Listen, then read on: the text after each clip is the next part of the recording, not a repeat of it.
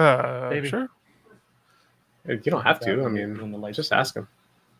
Huh, it's weird to hear the question.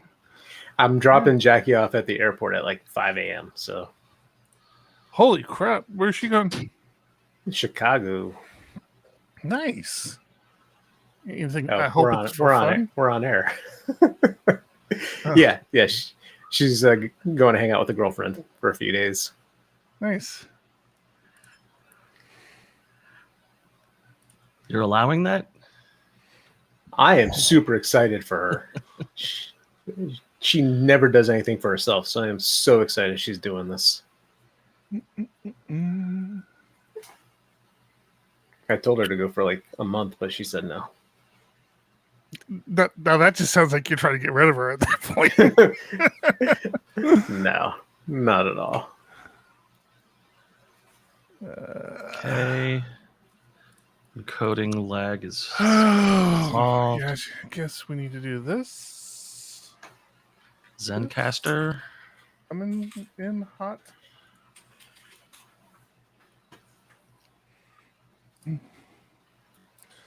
Zencaster.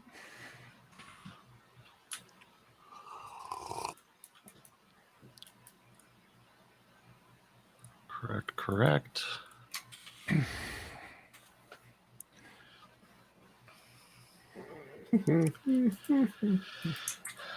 Alrighty. Ready to go. I'm still tweeting and all the other good stuff that we have to do. Well, you got the music. You hit the music. No, we don't, because we don't get to hear it. You have to start Zencaster. I will when the music's over. 1, 2, 1, 2.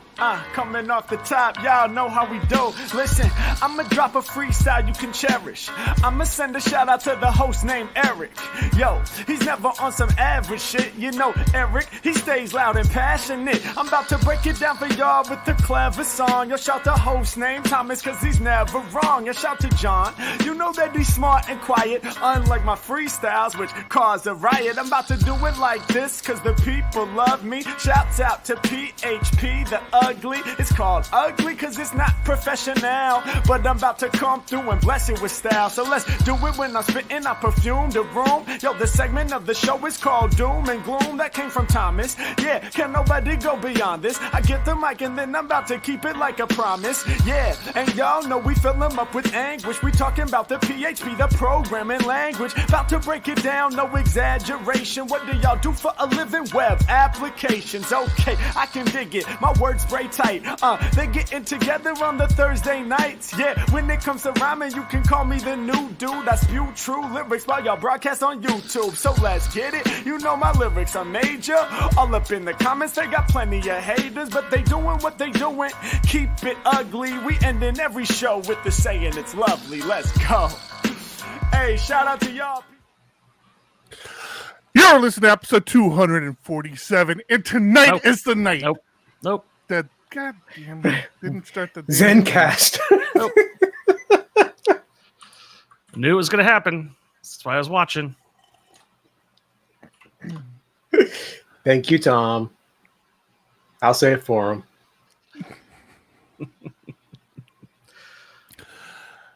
Hey, he's got to play the music all over again. 247 of PHPUgly. And tonight is the night, the last day for Major League Baseball trades.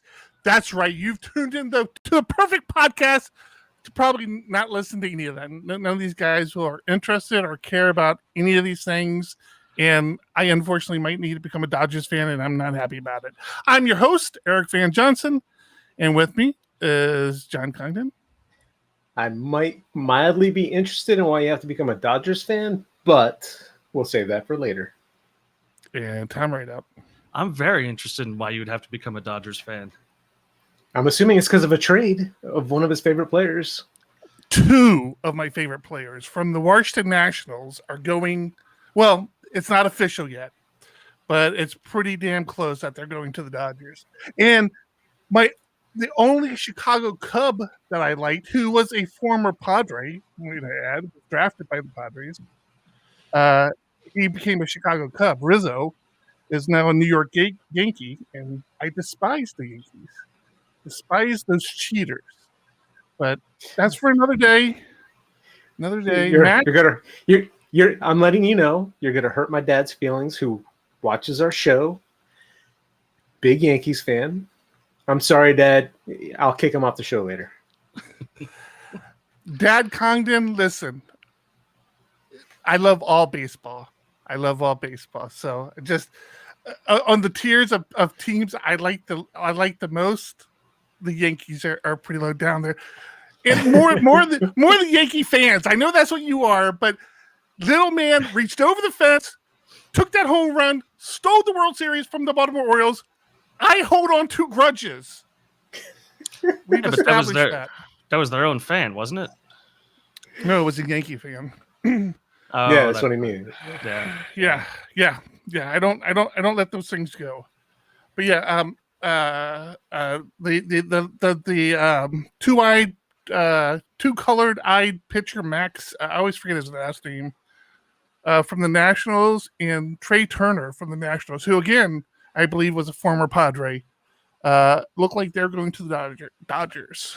That's the big trade that's happening, or that they're trying to complete before midnight. So all right, so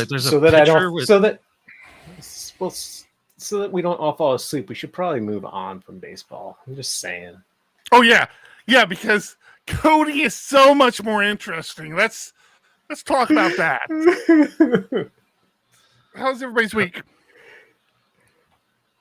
I want to know about your week. You remember coding, don't you, Tom? You used to have to click on the keyboard and things would happen. You remember doing that, or do you just do meetings now? Or are you just a PM now? I do a lot of meetings.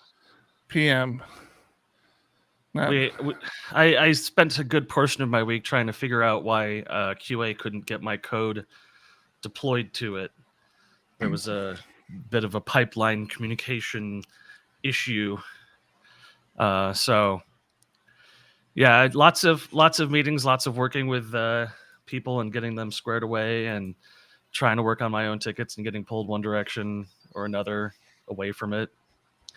Gotta love management. It's I'm not exactly doing management, but some days I am. Some days it seems like it's just management stuff. But well, we got one of our what I'm doing. We got one of our operations guy. Well, I don't want to call him operations guy because we don't really have operations people, but our guy who is really kind of first tier support on all of our servers, like knows all the workflows and everything, was on vacation this week, and he came back today. And man, am I happy to have him back. Of course, so many things went wrong while he was gone, and the other developers who were there stepped up and pushed through everything and got everything going, and credit to them. But it's definitely much more stressful when the number one guy isn't there. It was funny. It's like I've been pushing these. I call them playbooks. I'm sure you've heard the term before. I've been pushing the team to create playbooks, and like every time something went wrong this week, I'm like, is there a playbook for that? Why isn't there a playbook? When you fix this, create a playbook for that right now. And did they? That's the more important question. Yeah. Oh yeah. Good.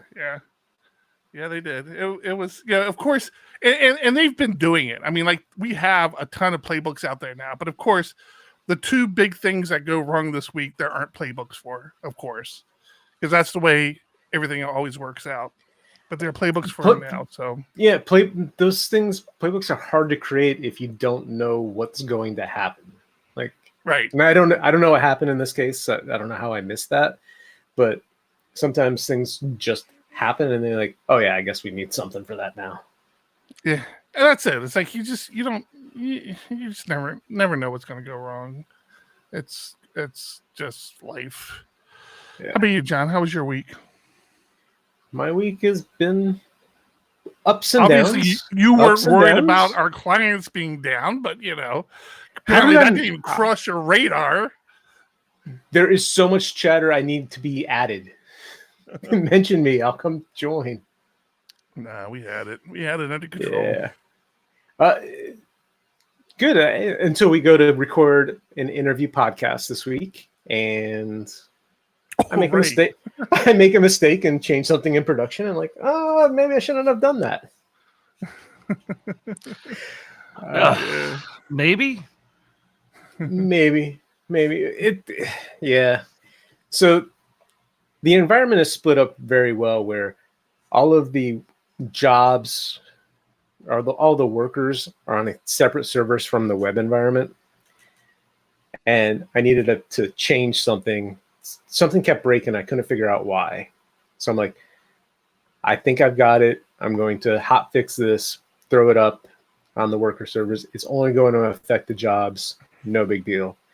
Until you realize, no, there is some pieces of the web traffic that are sent to these servers to offload the web servers themselves. And then all of a sudden it's like bug snag just starts flying off the shelf. Like, I always have that, like when I do a deployment and then I look and I see I have like 3 or 4 emails. I'm like, oh God damn it, something went wrong. Like, God, you just know right away something went wrong. Yeah.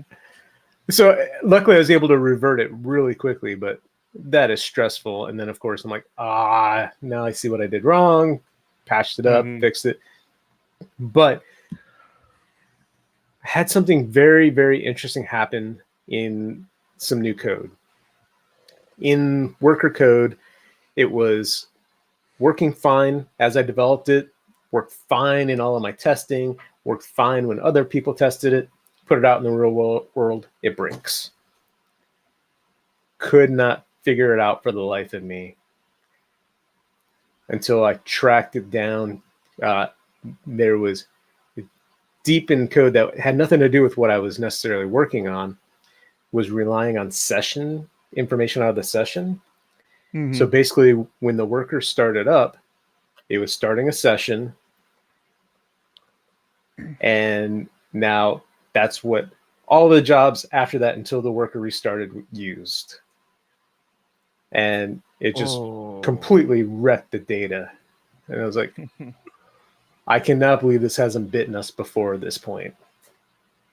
So it wasn't anything you had done. It was just something you discovered?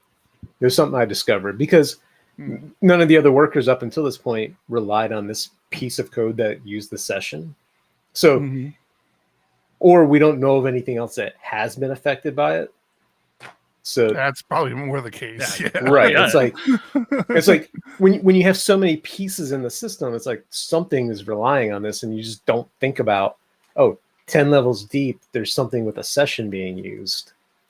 And once I finally dug into it, and I was like, oh my gosh, this is why. It was easy to fix. Actually just created a whole new array session driver so that every time a new job started, it was easy to clear out. It wasn't relying on Redis or any other session storage. So it was fun to fix, but a pain in the ass on it took me it took hours to figure out what was happening, but over multiple days. So when we first released it, it's like, this is weird. Why is it not working? You go and create just a single job. And it's like, that worked. That makes no sense. Why? And so even at that point, nothing really came about. I didn't understand why it was not working until just yesterday. Is that when we recorded? Whenever it was, we recorded that podcast. I think it's even worse than that because I'm pretty sure we recorded that like on Thursday or Friday of last week. No, that we did so not. It was like the end of the week that you did that. No, we recorded earlier this week. We've done two this week? Yeah, the interview was this week. Yeah, man, there was just the other day. I've just been like podcasting crazy. I got first PHP roundtable return tomorrow. I'm not live streaming it yet because I'm a puss, but we are recording that tomorrow. Really? Looking forward to that. I didn't. Yeah. I never saw an invite. Yeah, I didn't get mine. That's really weird. Did you not get your invites? I'll check my spam. Good, my folder. email's working correctly. It's not randomly inviting people. I got a panel.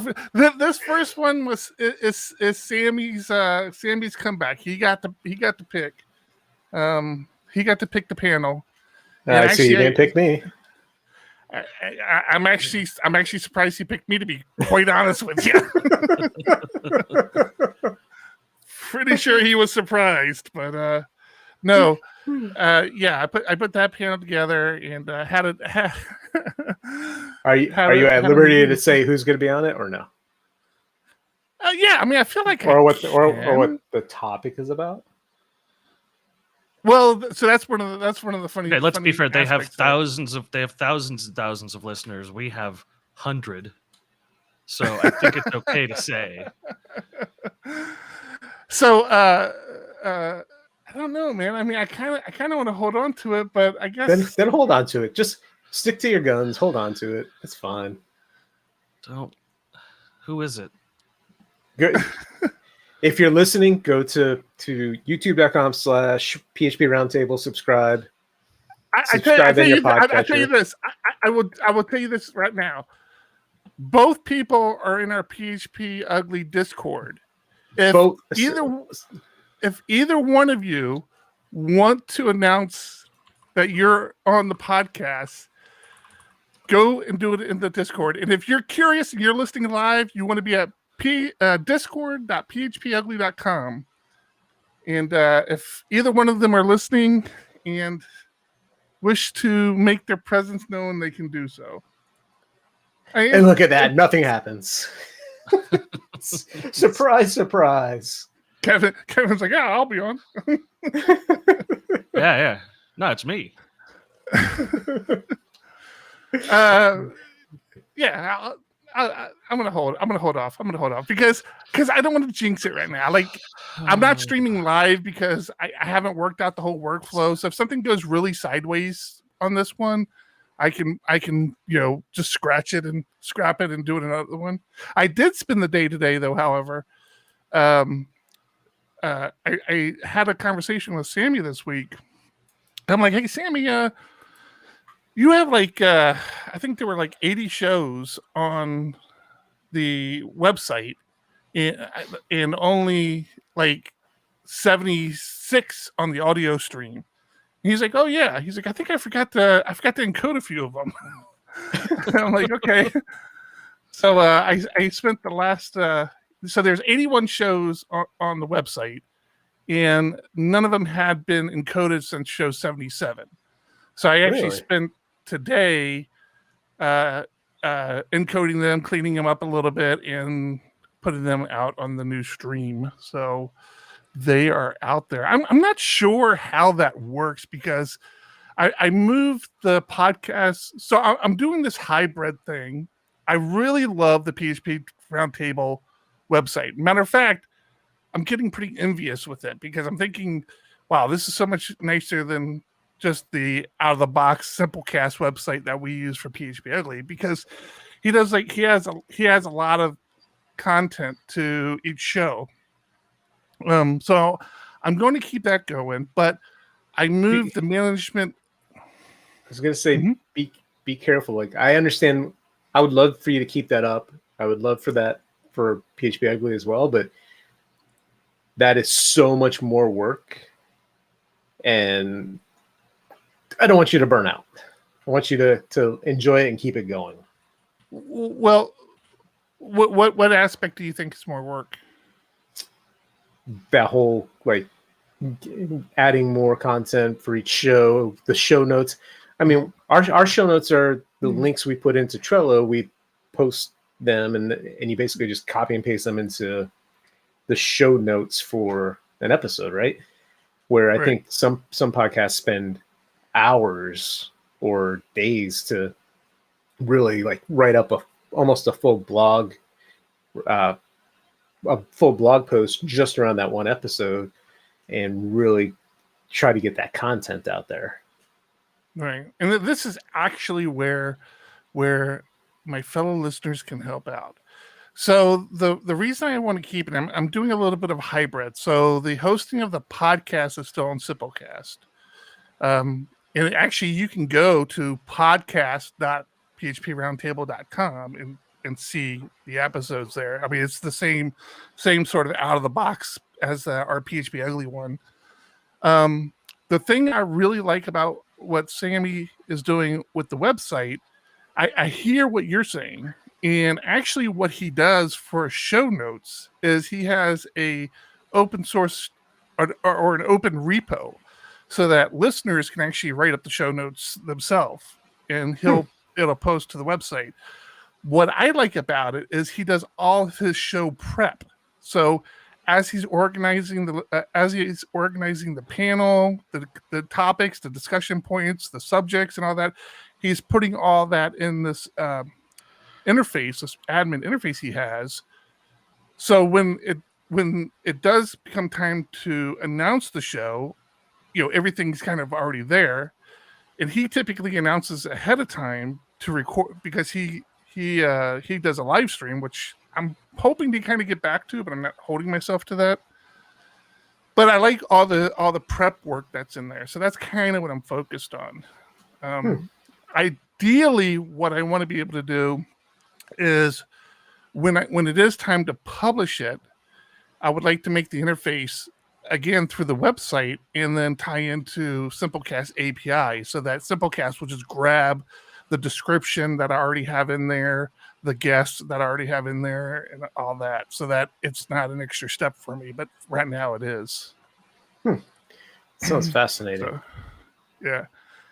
So yeah, I actually didn't release all the shows. I think the first one releases tonight at midnight, and then every day another one releases, because I didn't want to bombard. I'm not sure how podcatchers are going to handle it, so I didn't want to bombard everybody with 5 new PHP roundtables from 5 years ago in their streams. So I just kind of releasing them one at a time.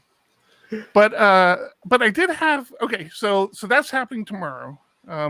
Real excited about that, and if all goes well, I'll let you guys know who it is afterwards. Oh, you asked about the topic, so that was one of the funny things. I'm like, Sammy, what do you want to talk about on Friday? Because there's I don't know of any cohesiveness between the guests. And Sam was like, I don't know, what do you want to talk about? I'm like, dude, you're a guest, man. I don't know. And he's like, but it's now your show, so you figure it out. Wait till you see this guy. Holy smokes. It's going to blow you away. The first time I saw him, I'm like, damn, I'm envious, man. Oh, yeah? He's got the full lumberjack beard. I mean, nice and clean and, all filled in. Not the scruffy stuff that we do. Not mine. No, or mine or John's. It's he looks like he's supposed to have a beard. He wears it well. And, really? But I mean, it's so energetic to talk to Sammy. I mean, he's just such a good person. Love that guy. Yeah. But I have a question for you two. Probably more John, and then if you can help out Tom, that would be great. I was trying to use PHP Storm this week, and specifically because I'm working on this one project that has a lot of Livewire. Told you guys in the past that I've reached for PHP Storm when I'm doing Livewire stuff, and I've just been I get all these weird problems with PHP Storm now that I'm trying to use it more frequently that are just driving me nuts. And maybe you guys can talk me through this, because I'm losing my patience on all of it. So the one thing I have, I realize this is more a me issue than probably your everyday user. And this might even be more of a Linux PHP Storm issue, which is why I'm asking you, John, to see if you know. But I'm my terminal is a first class citizen on my machine. I usually start in the terminal, then if I have to break out, I'll break out. Mm-hmm. So I've been trying to I was trying to launch my PHP Storm through the terminal, which it does, but I have to keep the window open, and the process continues to run in that terminal window. So I basically lose that terminal window, and I can do my my PHP Storm stuff. So I had the bright idea today. I'm like, well, why don't I just throw it in the background? You can Control Z if it's already running, or you can just put the little ampersand at the end. Well, Control Z is different. Control Z pauses. Well, then you background it. So Yeah. Control Z BG, same thing as ampersand. Anyway. Yeah. Well, it seems like both ways. When you background it, Tom You is still right. get you still it get the pau- output. No, it pauses. For me, it paused the interface. Like my PHP Storm wouldn't do anything. It was Okay, so- frozen. Even when you backgrounded it? Mm-hmm. Or when you Control Z? Control Z, what Tom said, Control Z pauses, BG afterwards, then backgrounds it. So Control Z BG is the same thing as an ampersand, but still, why launch it from a terminal instead of command/storm go? Well, Because I'll go one further Good. than that for you. Is that you should be running the toolbox. okay, so both very reasonable questions. To answer your question first, John, again, we've talked about it in the past. I don't have the benefit that you have of basically being one project all day, every day. I'm bouncing around between projects. So again, I'm in the terminal. I CD to that project's directory. A lot of times, if it's something, I mean, honestly, a lot of times I'm just in Vim, okay? But I'll CD to that directory. I might start in Vim and then say, okay, this is taking more time, or this is, I need to do some Livewire stuff, so let me fire it up. So I'll just fire it up from the terminal. That's that way. Using your method, and Tom, your method, the little JetBrains thing, it's just again me reaching for the mouse and clicking around. I mean, it's not that I can't do it. I just don't understand why the terminal way doesn't work when it's there. It's just driving me crazy. I think you're just doing something wrong. Andy just pointed out there's a tools create command line launcher, but now that is a toolbox app thing. I have that. I have the command line launcher. That's the thing. I can launch it. It just occupies that terminal window for me. When I launch it, it occupies that terminal window, so I can't close that window. Not that it's a huge deal. I'm just wondering why that is. It just doesn't make sense to me. So yeah, I don't know. Like I said, I'm wondering if that's the same command line launcher. Well, you can create a script that backgrounds it automatically. So like when you launch it, you just have a little bash script that uses a -n to execute it. I'm trying to background it right now. I'm gonna launch it again right now and see if but backgrounding it is still going to keep the output in that same window that you have. Yeah, you're right, John. Right, but you can detach it from that window with no hup.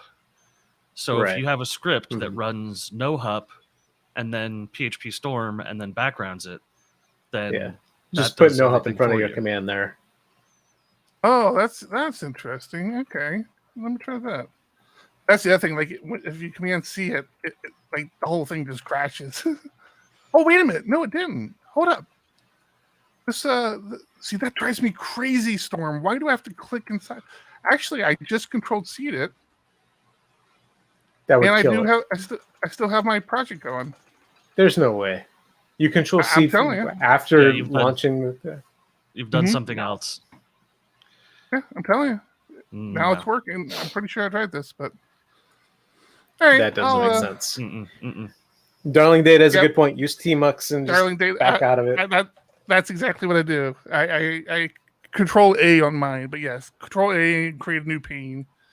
You're absolutely right. That's what I've been doing. I just within PHP Storm, I've almost always have already opened a project.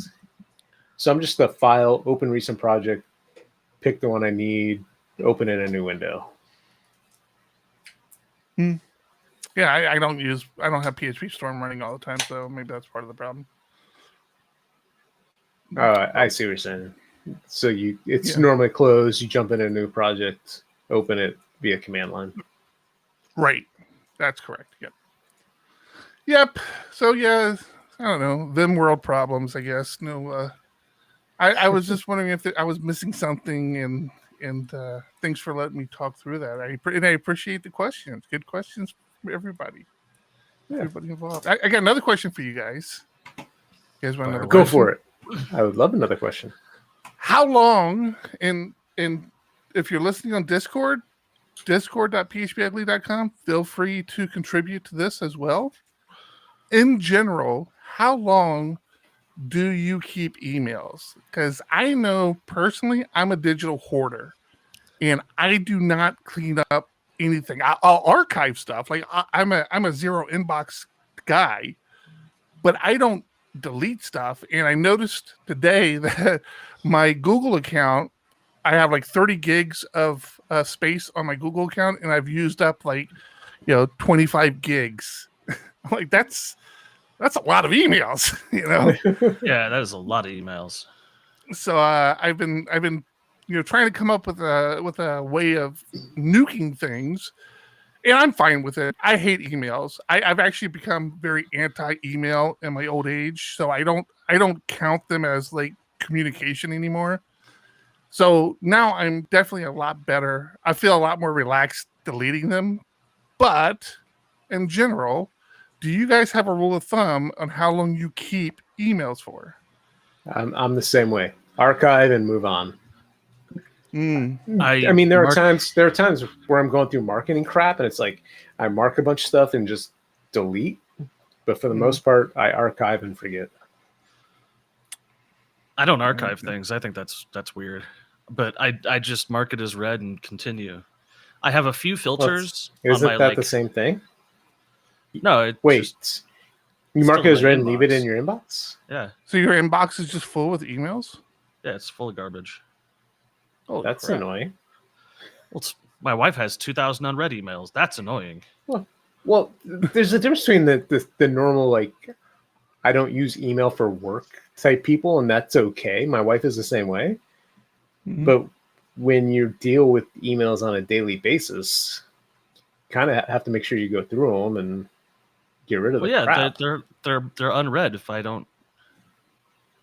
haven't gone through them, they're unread. Note to self: don't hire Tom. Okay, got it. Unnecessary, but I mean, email's stupid and I hate it. Agreed. I'm amazed that email hasn't evolved in any significant way in 20 years. Like,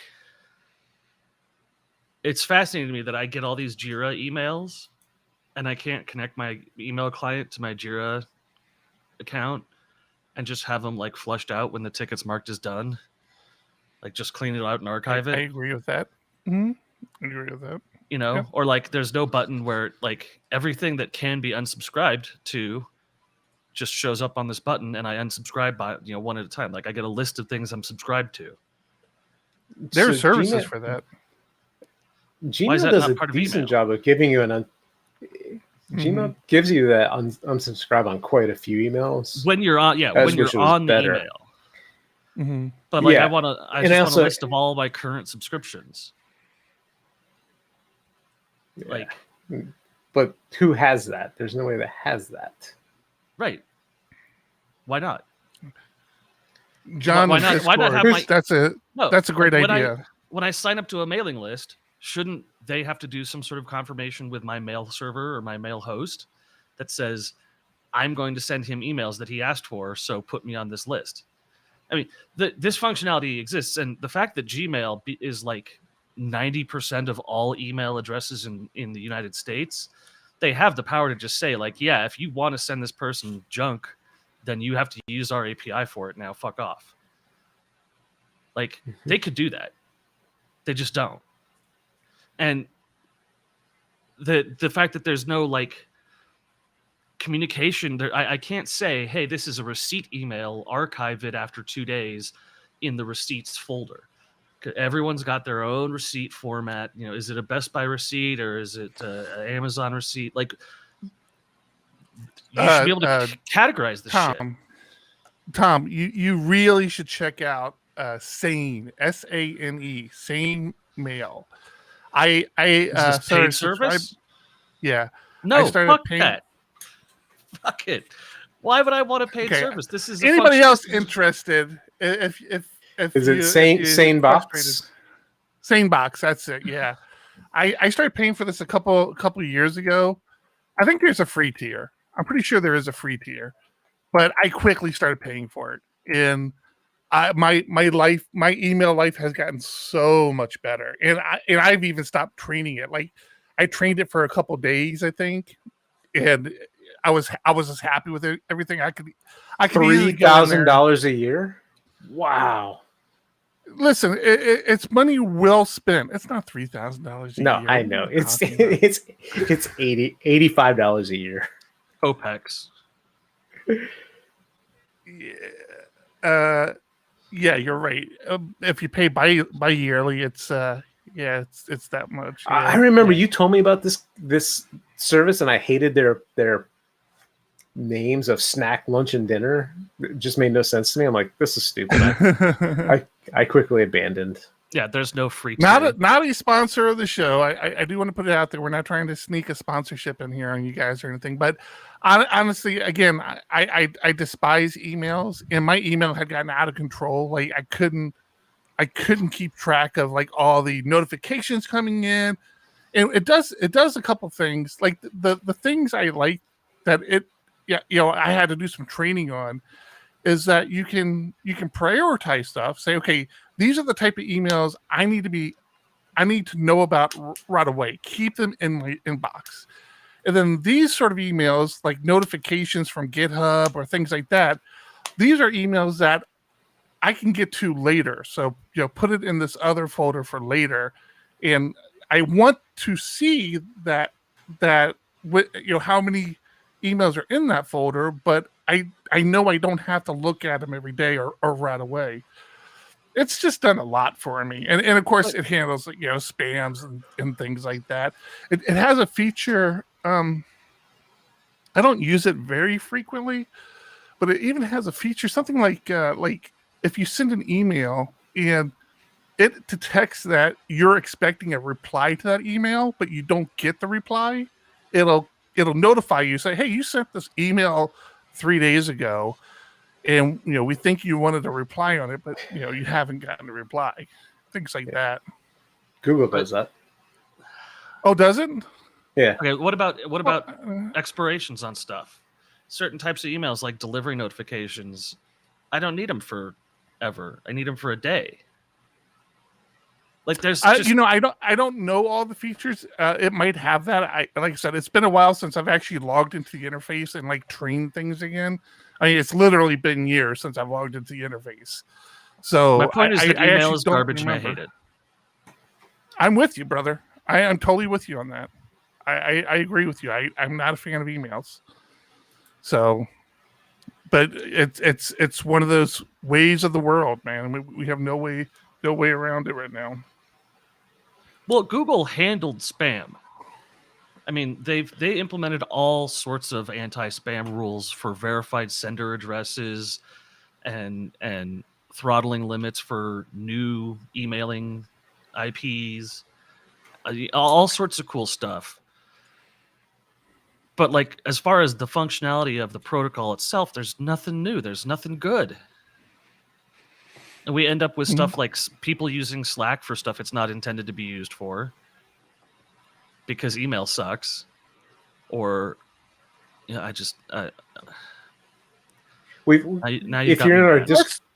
you're in our Discord channel, there's been some great suggestions as far as if you're using a Gmail interface for whether it's corporate or personal, there are some great selectors.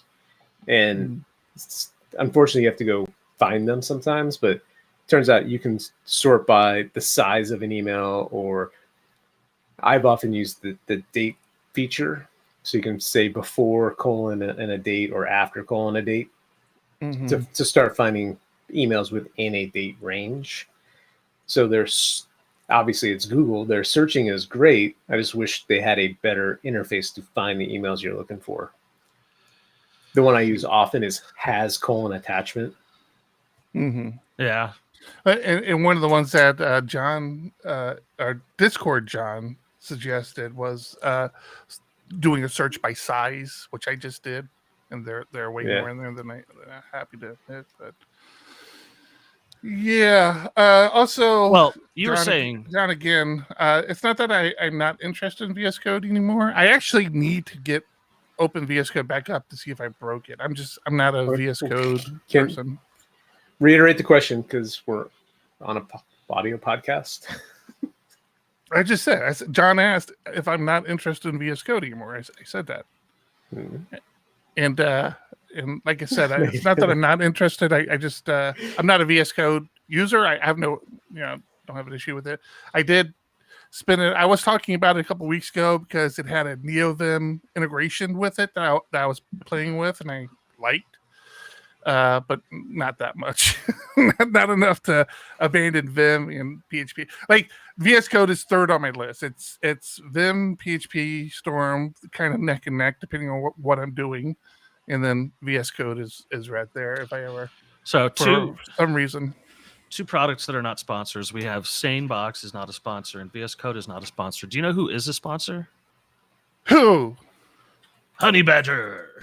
Honey Badger transforms you into a DevOps hero by combining error, uptime, and cron monitoring into a single, easy-to-use platform. Stop wasting your time tailing logs and deploy with Swagger. Visit honeybadger.io today to level up. Thanks, Honey Badger. Thanks, Honey Badger.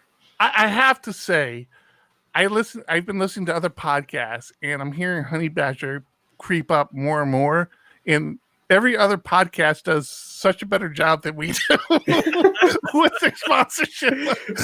I'm not surprised they're showed up in other podcasts. They showed up in ours. So to our defense, I reached out to them several times and got very specific direction from them on what they wanted their spot to be. So this is what we're doing, and every week I feel bad about it. But all they wanted was for you to pay for the service, which you've done. I've done that too. Yeah. We're official Honey Badger users, including on PHP Roundtable, which I have to thank our PHPUgly Discord, specifically Ralph in our PHPUgly Discord, who helped me out. Because of Ralph, there is now a search box on PHP Roundtable that allows you to search for stuff in previous episodes. And that is because of Ralph, because my understanding of how search worked was incorrect for so many years, but it never mattered. So typically, I was using search. I would use Algola, which is the search engine that is baked into Scout. Which it says it's baked into Scout, but you still have to do a composer require the Algola stuff. So I don't know why they say that, but in previous years, I've always done that. I've used Algola, and I've always done it like on a model, like whatever model I wanted to search on, show notes or whatever it is, and it worked as expected. I'm like, okay, this does what I wanted to do. With PHP Roundtable, I needed to do something a little different, which is I needed to include some relationships in the search. So I go through the Algola in the Laravel Scout documentation, and I figure it out and I do it. And when I log into the Algola, am I saying that right? Algola? Algolia. I wasn't going to. I was going to make them. I was going to make them sponsor us to get it pronounced correctly. Well, you might not do that because I abandoned them. I'll get to that in a second. When I logged into the Algolia website, I saw my relationship. Like I saw the record. I'm like, that's perfect. It has the episode information and the guest which was the relationship. The guest associated to that episode are in the record. So perfect. But then when I was calling that record, I was only getting the record from the database. I'm like, shit. I'm like, is that what's supposed to happen? Yeah, that's what happens. For whatever reason in my head, I thought that I would get the record from Algolia, like the data that I had in Algolia. So I was getting frustrated, and I was pinging people in the PHPUgly Discord. As a result of that, I actually ended up switching over to melee search, which is the thing that there's a like when you spin up Sail, melee search is one of the options. It's just an open source search thing. So I actually ended up installing melee search, and it was super simple. And of course, I got the same behavior, right? Because, like you say, Tom, that is what you're supposed to happen. That's what's supposed to happen. Yeah. So but after spinning it up, I'm like, well, shit, that was pretty simple. Because with Algolia, I had to put the little logo, like, hey, because I was going to stay on the free tier. I wasn't going to pay for it. You have to put the little logo. Right. So I'm like, shit, I have a Docker container. Let me just throw that on the server, and it's just a search. It's just a search engine, so I don't need it to be exposed. I don't need to expose any ports to anybody, and it worked. It worked great, man. So that's what's actually powering the search on PHP Roundtable today is Algolia, and I'm sorry, melee search. I was gonna say, I'm very confused. And story came full circle. And Livewire, it's a little Livewire component. I have to put that out there. Livewire and Laravel Scout. He spent a week upgrading Laravel just so he could use Livewire, but that's another story. Yeah. He added a Livewire channel to the Discord server. I did. It's actually supposed to. It's actually more than just a channel. It's a feed from the Livewire Discord of their announcements. So you can have, like these announcement channels that you can subscribe to from other channels. So now, okay, I want to get into that just for a minute. I joined. Thanks again, Ralph. Appreciate that. I joined a guild for Destiny 2, and a lot of these Destiny 2 guilds have extraordinarily elaborate Discord servers. And it's just fascinating. In what way? So one of the things about Destiny 2 is that their API is very robust. And just to be clear, Destiny 2 is a game. It's a video game. Right. So you would kind of consider it a massive multiplayer game. It's not really in that same vein, but it is a large number of concurrent users spread out through multiple servers that cross servers when they cross interactions with each other. It's very transparently. So you won't go to a room and have everyone hanging out in the same room. It'll be just a tenth of what the total server load is for people. So it's not overwhelming, but it is a fascinating system. They've made so much stuff public that there's apps for your phone where you can control a significant portion of the game as like inventory management and character management on your phone without the game running.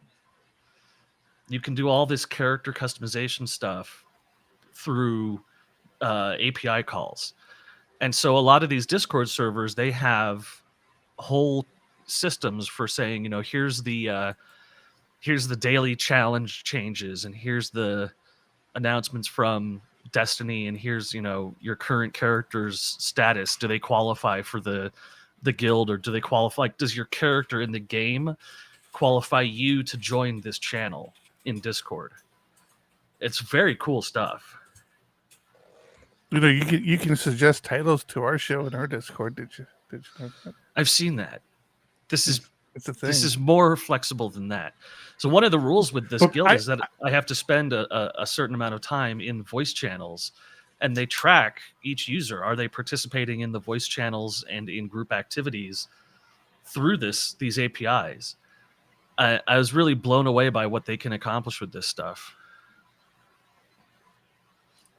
So yeah, I love. Did you Did you hear that Discord is actually becoming the number one way malware is now being spread? I did not hear that. In PHPUgly, but in general, possibly. I should find that article. Ours is special. Yeah, ours is very well. I love our Discord. I absolutely love it. As a matter of fact, if you're in Discord and you like to play games, Sarah Goldman pops in there every now and then, and there's a group of I don't know if it's only PHP people. It used to be a lot of PHP people, but there's a group of PHP associates who do Among Us. And Sarah had popped in there last week, and I'm like, God damn, I've got to download that game. So I actually added it to my Steam. I still haven't launched it. I still don't know how to play it. But I understand the game. I've watched enough of it. I don't know how to actually do the things you're supposed to do. It's very big buttons on your screen. It's not hard to figure out, I promise. Really? Yeah, there's a giant button that says kill or press alarm. Yeah. And I don't know. It's just at off times. I want to join as well. I think it'd be fun. Yeah, I'm the same way. I would love to kind of get in there, but we should have a Diego Dev Among Us game. There's a gaming channel. Apparently there's a PHPUgly one, so we should. We need to pop in there a few times just to kind of get our beaks wet, and then there is a PHPUgly Steam group that I created that I believe Kalen is the only person who is on it. How do you join it? I didn't even know it existed. Why don't we have an invite? Search for groups. You go to who searches for groups? Why would I do that? I don't know what that means. When I made it, I told everyone I made it, and you guys were like, "Nah, I don't games." Obviously, we've had one person join it. I will join it next time I launch Steam. I will definitely join it. So is the Among Us? Can you do it with keyboard, or do you need a controller? I think it's both. You can do it on your phone too. It's totally like every platform except Nintendo Switch, I think. Oh, really? Oh, yeah. Maybe that's actually even a better way to do it. I got to do something fun. Oh, doing something crazy. You were talking earlier, John, about like trying to figure out these problems and like just like all of a sudden saying, this is it. This is it. I have I've explained to you guys in the past how my development workflow I use the Devilbox Docker configuration, so that allows me to run a bunch of sites which work well for me as I bounce around to the different projects I work on. I like it. It's not perfect, but it does a lot. And the one client I'm working on is pushing to PHP 8. So the project I'm working on now is PHP 8, which is good for me because everything I'm working on now is PHP 8. So I configure Devilbox, to do PHP 8, and I'm working. But occasionally I get asked to address a problem in an older project. And that happened to me today. And I probably wasted like a good 30 minutes freaking out because like the entire site was broken for me. I'm like, this can't be like it can't be this bad. And I'm like trying to figure out the errors. I mean, like even the home page wouldn't load, and I'm freaking out. And then I remembered, oh yeah, this is a 7.2 or 7.4 application. I had to go into Devilbox, turn my PHP down, and everything worked fine. It was weird because I didn't think there was that big of a difference between, like, I didn't think 8 broke that much from 7, but there's something in there. There's something in there that code base does not like an 8. And once I turn, I want to see that. Maybe we jump on tomorrow. I'd love to see the errors that are happening. Sure, I'd be happy to show you that. Yeah, and I'm wondering. Now that I say that, because the reason I figured it out was I just panicked and I just said, okay, I'm going to do a Composer install. Maybe I'm missing a package. And it wasn't until I did the Composer install that it started complaining about dependencies. It's like, hey, this package is dependent on 7.4 and your PHP 8 doesn't meet that, which, again, I don't understand that message, but it at least triggered the understanding of, oh shit, this isn't a PHP 8 application. Yeah, one of the biggest reasons I'm curious is I was just talking today about needing to upgrade from 7.4 to 8, and just kind of want to see what you're seeing. I haven't tried this application in 8 yet, so I'm curious. Well, Josh in Discord what's happening. posted, I'd love to show you. Josh in Discord posted a link to all of the backwards compatible breaking changes. Who did?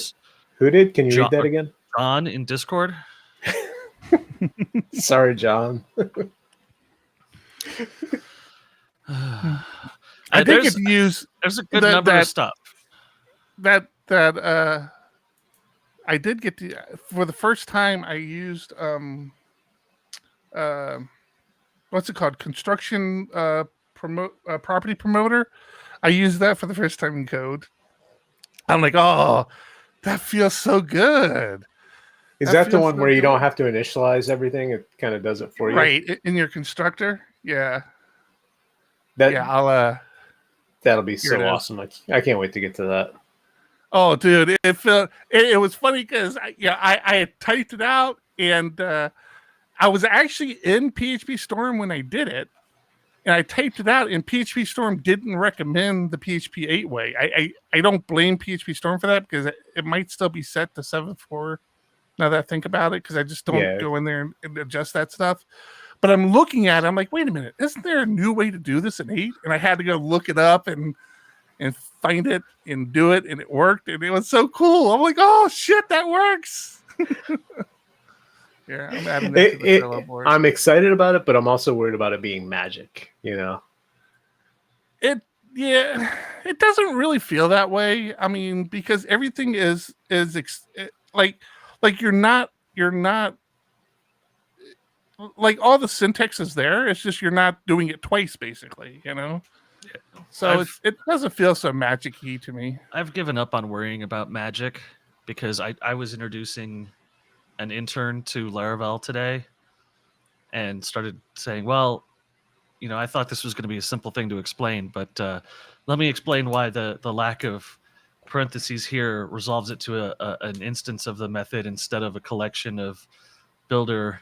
And then actually the factory for this isn't correct, so we have to go change the model factory so that it defaults values with faker, and like, oh well, faker's getting imported by default through the through the dependency injector. Well, the dependency injector is like, oh, okay, let me start over. You're going to work on a different project. Yeah, I mean that's a fair point. There's already a lot of magic in a lot of the things we do, but when things aren't so obvious. But I think that's going to be one of those, as people use it more and more, I'm going to love it.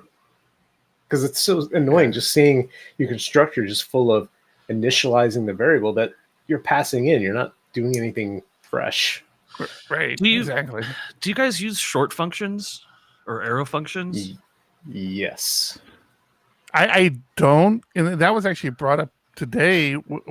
And again, I keep referencing it. I apologize to the audio podcast listeners. If you're not in the PHPUgly Discord at discord.phpugly.com, I can't help you. But we have great conversations in there. Somebody in Frank, actually, for the Diego Dev group, posted a link to a generators over arrays article in the company Discord, company Slack. I'm like, crap, I'm putting that on Discord.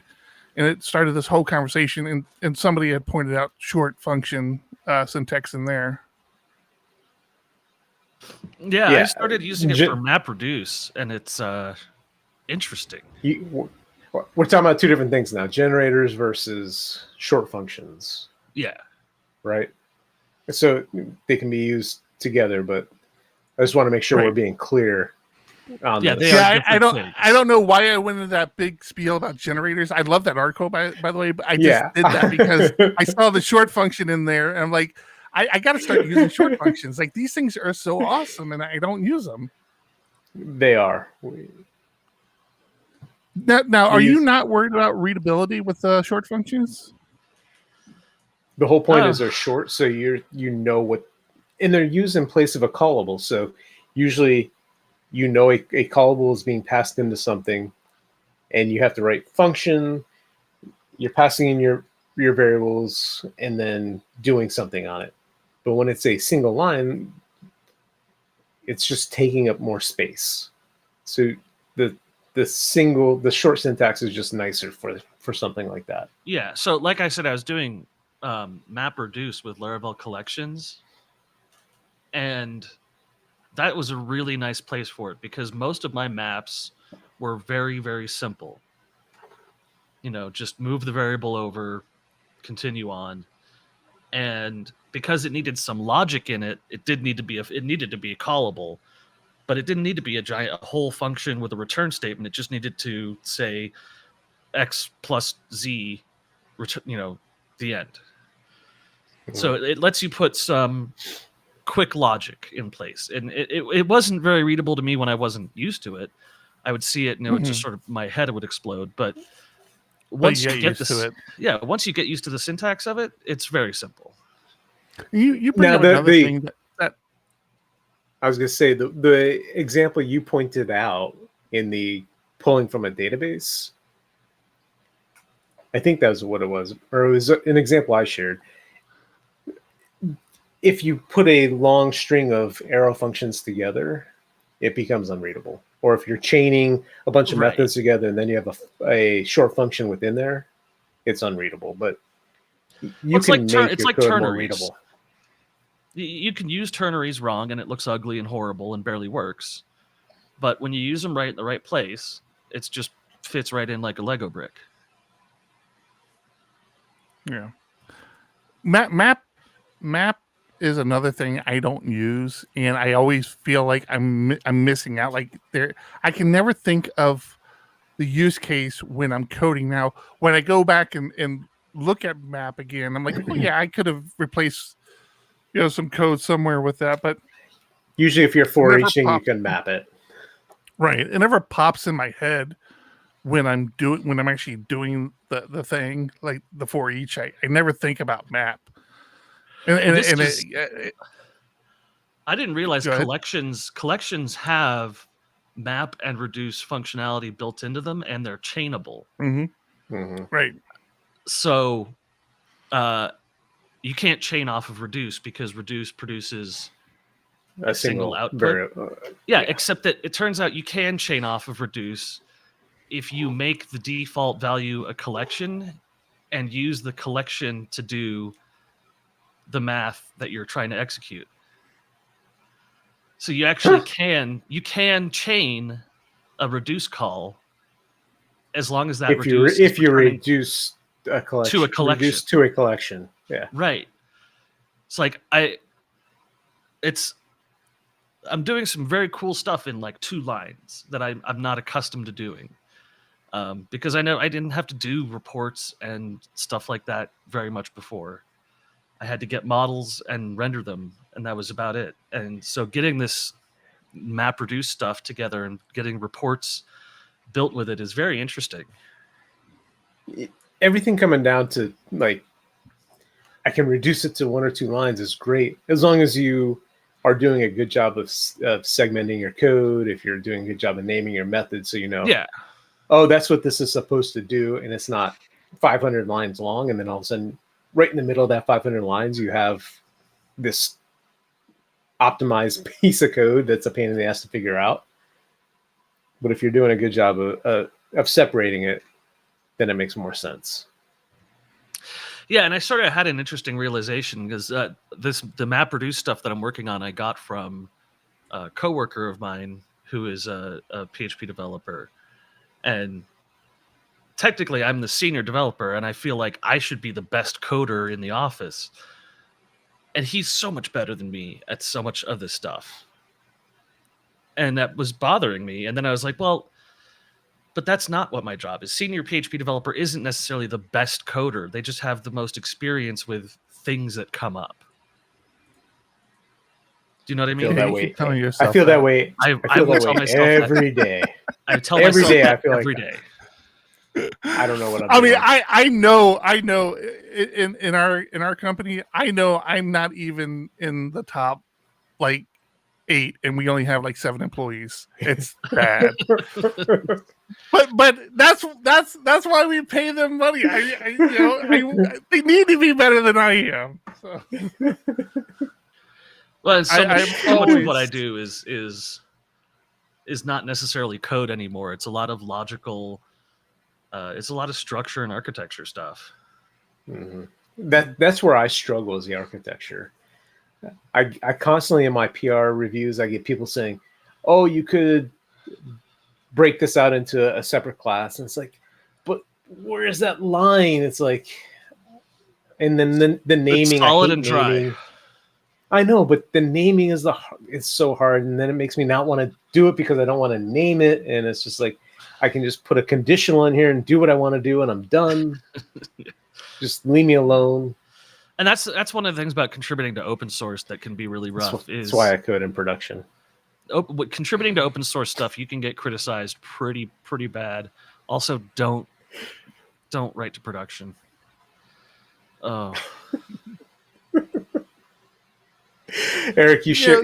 I want to go back to the generator since you shared it. It's now in Discord. Do you want to? I just put it in. I mean, we were talking about it in Discord earlier. Right. The whole using generators instead of arrays. I had never even knew about this process. I'm trying to find the link again. You did, in the sense where I first heard about it was Wave PHP. Oh, really? Man. Yeah. Jeremy Limbaum. Jeremy, of course. I was actually just in Arizona PHP meetup this week. That's the one Jeremy's one of the organizers. Yeah, the presentation he gave at Wave PHP just blew my mind on generators. And the big piece that obviously the memory management, but making API calls using generators is amazing. And I still remember it from his talk, but I haven't gotten into refactor any of my API calls to other services to use them yet. And it's pissing me off because I know I need to do this. But basically, you're yielding the results of a page of an API call. So you say, I want the first 10 results from this API call, give them back. And because it's a generator, you can yield page 2 and page 3. Great idea. I know. And that was in his presentation. And that's why I love conferences. You learn shit even if you don't use it. And I know I need to go back and do this, and it's pissing me off that I haven't done it yet. I'm with you. I got to do it. I got to do it as well. I don't disagree, but I mean, I've always liked generators. And for those that don't know, a generator is just an iterable structure in PHP that yields a value out of it as it iterates. Multiple values. Yes. It can yield multiple values. It yields a result of something. Yeah, so the stuff that's been yielded is dropped from memory, and the stuff that hasn't is waiting in a sort of memory safe area. So it's a memory saving technique for a lot of stuff in PHP, but it's always so obnoxious to implement. Why is that? Not. It just is, because it's so easy to just create an array. I use them all the time in my test. I just don't use them in my code enough. I know Laravel does a lot of generators behind the scenes transparently. Makes sense. So a lot of the eloquent stuff, I believe, uses generators. You just don't realize it. I'm going to see. I mean, go ahead, Eric. Yeah, I was going to say, and you're right. I mean, an array isn't difficult to create if you know your values. But even still, it's memory intensive. That's the big thing. Yeah, I agree. If you can pull a subset of data on each request, then you're going to save that memory footprint. Yep. I mean, it's not all just about memory, but it's. I need to start using this. I need to get comfortable with using this so that I'm using it more. I like this a lot. I definitely need to come back to that. Oh, and side note, I said I joined Arizona PHP meetup earlier this week. One of our PHPUgly an Uggo, who is a member of Arizona PHP and is in our Discord, actually gave the presentation. He's Architect 99 in our Discord. So it gave a great presentation. I slept through most of it, so I can't really tell you what it was about. But I heard it was good. Like people started clapping. It woke me up. I'm like, yeah, yeah, good job. All right, I'm sharing Jeremy's slide deck. It was iterators and decorators and generators. Oh my! Oh my! I was at that one. I was. It was a fantastic presentation. I wish we recorded it. Mm-hmm. When are we? When are you? Because I am overcommitted. When are you, John, getting SDPHP going again? I see you got the sign behind you, so you got to think about it. I think about it all the time, but now there's this new goddamn Delta variant crap building up. So it's like, I don't know. The hard part is but there's no one we can blame for that specifically. Yeah, getting a company to say yes, you can come use my space is hard. Getting people that are ready to venture out. I mean, I think most people are ready to get out, but actually going out is hard. I don't know. I don't know what the right time is. Like a week ago, I would have said, yeah, I'm ready. But then you start getting all the new reports of, no, it's not. We're not ready yet. I'm the same way. I like a week or two ago, I'm like, we've got to get SDPHP going again. Like I'm so jazzed. I'm so ready to do it again. And then, like I go out to a couple of events. I'm like, wait, too many people. Everybody stop breathing for a minute. Just stop breathing. I need to walk through here. Don't worry. Frank in Discord asked about SDPHP Online. If you read the latest PHP architect, Beth Tucker Long talks about this perfectly in that as organizers, we've thought about this, especially at the beginning of the pandemic. And people are they are overcommitted to online meetings. They're burnt out from it. There are so many other groups doing great online presentations that I don't know that. Yeah, there were a few meetup groups on the East Coast that all got together to do theirs. That us doing our own doesn't make sense in this type of scenario. To me, the meetups are more about the personal interaction, the networking, the getting with people in your geographical area. I don't know that we need to do an online thing. Yeah, I've been doing a couple. Arizona PHP I go to frequently. Nashville I'll pop into basically to Torture Ben on that one. There's been a couple I popped onto every now and then. Well, yeah. And Nomad has typically dominated that market. They were doing it before the pandemic even started. They were like, there's so many introverts that don't want to meet in person. Let's start this up. Well, I don't think that was the reason they gave. It was not everybody has a user group local to them. Let's create one for them. I think was more the marketing spiel. But you know who's bad? I don't know. Us. Well, I got one for you, Tom. I know I got bit by this actually, and it absolutely freaked me the fuck out when it happened. You're always complaining about the frequent releases of Laravel, and the supposed constant breaking changes they put in, and I'm like, I don't see that. Yeah. Did you know Symphony did that this week, or was it this week or last week? I think it was this week. Yeah, it was this week because I got hit. Symphony, a tweet went out. Unfortunately, Unfortunately, the type hints added in this release caused an issue with Laravel and PHP debug bar.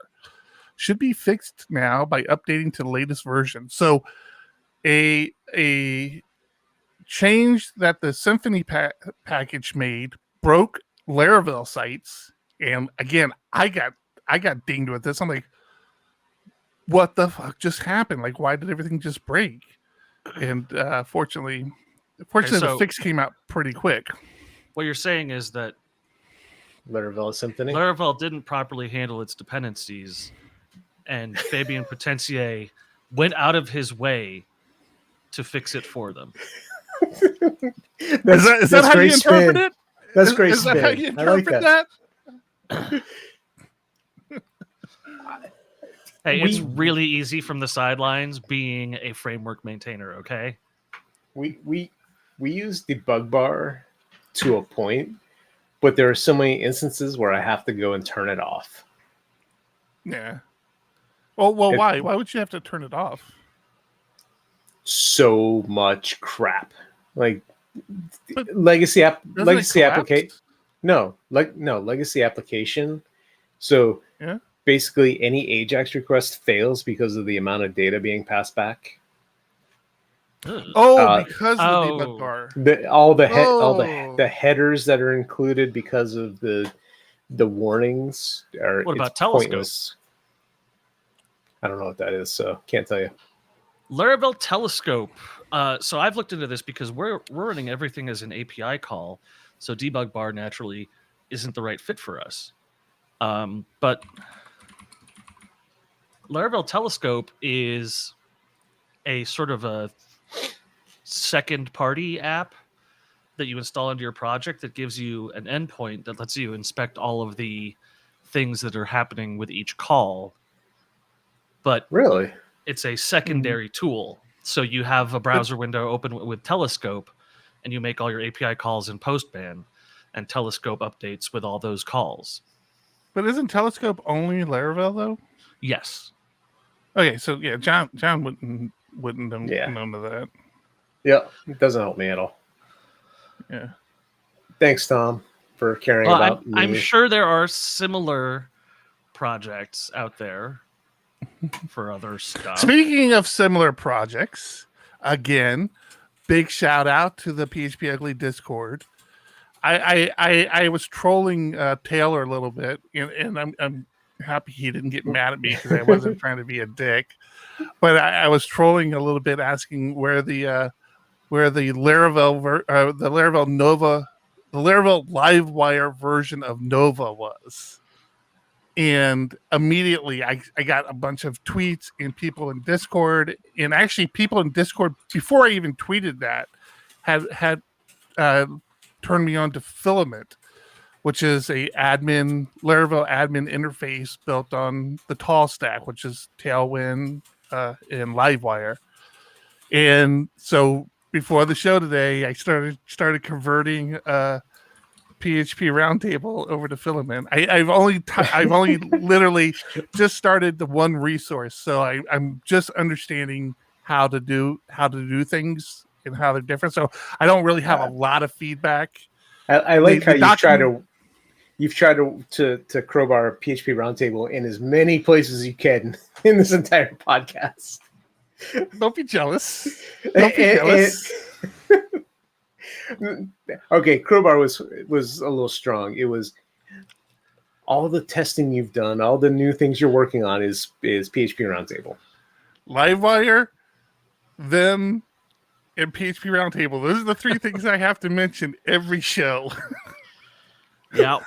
and so yeah, so I was coding in Vim, the new PHP Roundtable site, using this new Filament package, which is Livewire in the back end.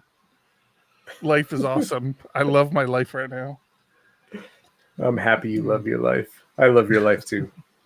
Even though you avoid me. What? Move on. I don't avoid you. You know who we don't avoid? I do avoid you, don't I? You came to my house. I literally didn't answer the door. I'm sitting there banging on his door. Eric, come out and see me. Nobody talk. He'll go away, I'm pretty sure. I'm looking in his window. Why are you not coming out here? Our Patreons. Thank you, Patreons. Thank you, Patreons. Thank you, Honey Badger, for the sponsorship. I came out and I looked on my phone, and you sent a message outside. Nothing. Back up. I sent you a message via Slack saying, "Hey, are you home? I'm going to be there in a couple minutes," or however I said it. I see you going from offline to online as soon as I send the message. No response. I show up, knock on your door. Eric, I'm here. Can you come say hi? Nope. I text you. I'm here. I look on Life 360. He's at home, but he's not answering me. I'm like, okay, I got the message. Listen, I sat down at my desk and I looked at my phone and I see a Slack message from you. Like, I forget what you said. You say something like, "I'm outside" or something like that. And we've had this happen before. I almost responded, "Hey, idiot, you're talking to me again." We've had this back and forth. I thought I was talking to my wife. Eric's responding, and I still think I'm talking to my wife, and I'm. I was aroused. It was a good night for me. Oh, it was. Yeah, I was. Those pictures should have been deleted, I hope, at this point. That's why you use Snapchat. But he says something, and I left a package by your motorcycle. I'm like, what? And I look out my window, and I'm like, there's a little package there. And what was in that package, John? A credit card. Well, yeah, that too. Thank you very much. But no, the new PHPUgly stickers. Oh. And you guys have John to thank. He says, "Hey, I have the packages ready to go out to the Patreons." Who's scrolling right?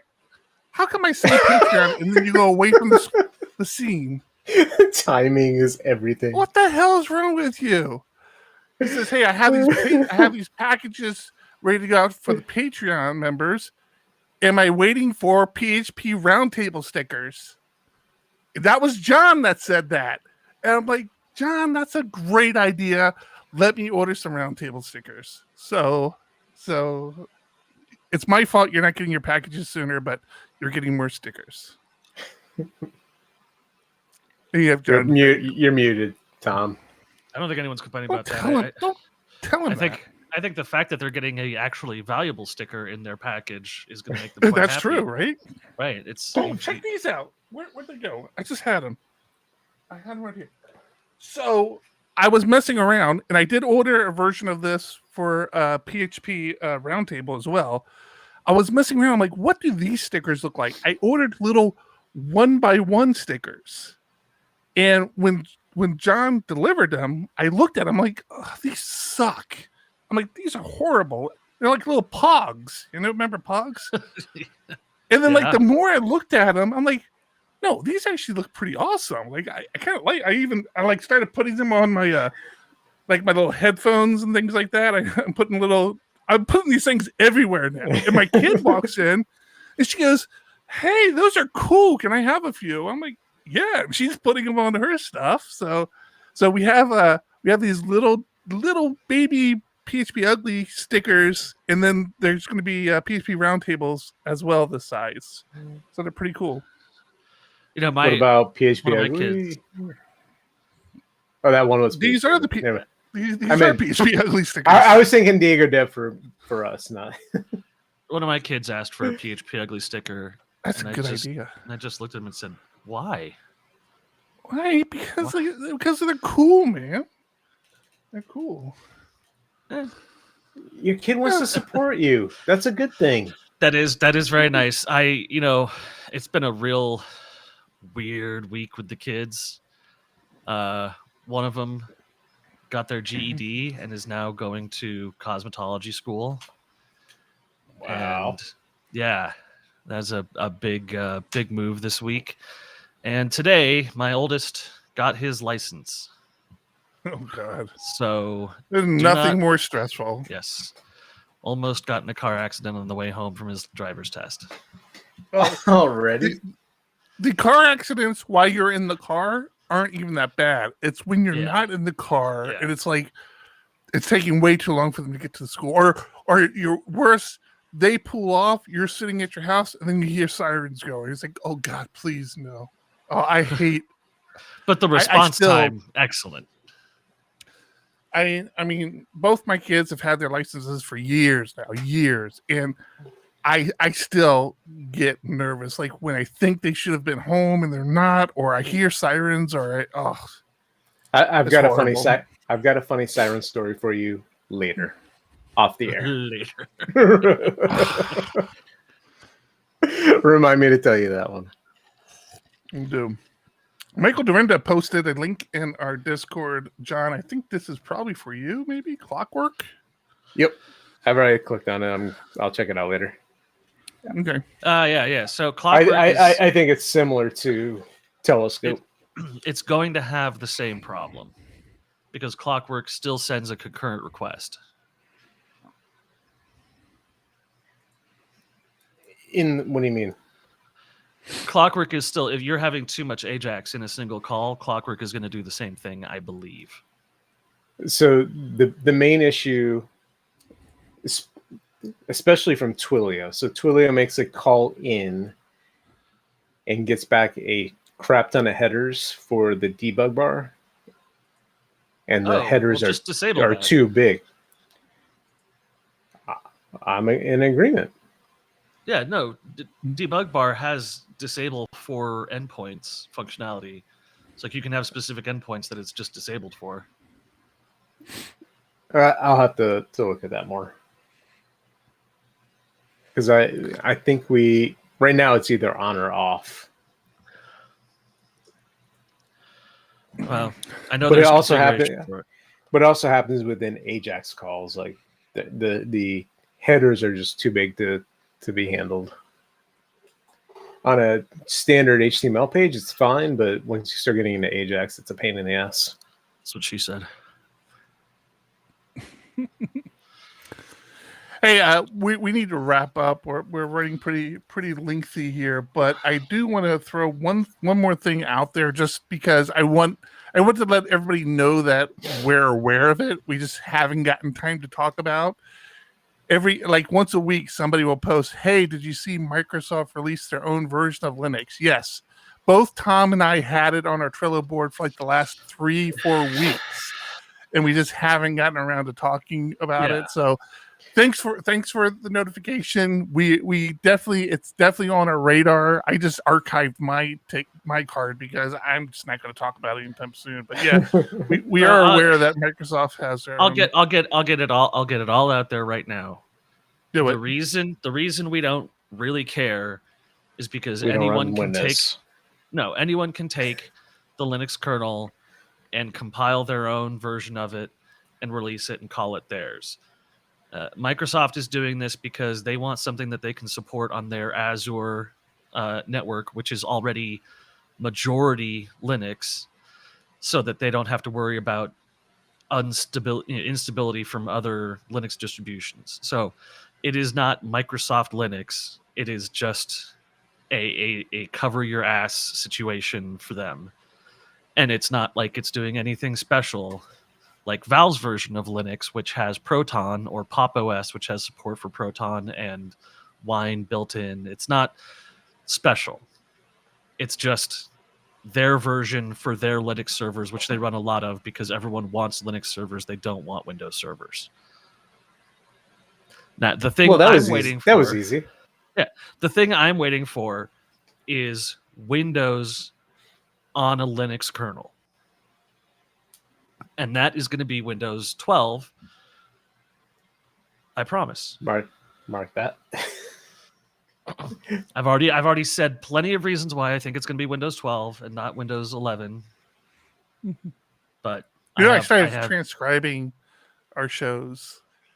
The service I use to clean up our podcast, it allows me to tie into a Google service that does a transcription. It doesn't do a fantastic job, but it's there. At some point, I'm going to start. I've only started recently doing it like the last 3 or 4 shows, At some point, I'm going to start pulling all this stuff into a database so it's all searchable. Well, we played It'll be with searchable through Melee Search and Livewire. It's we funny played you with say the that. video Ninja automatic transcription, and it worked really well.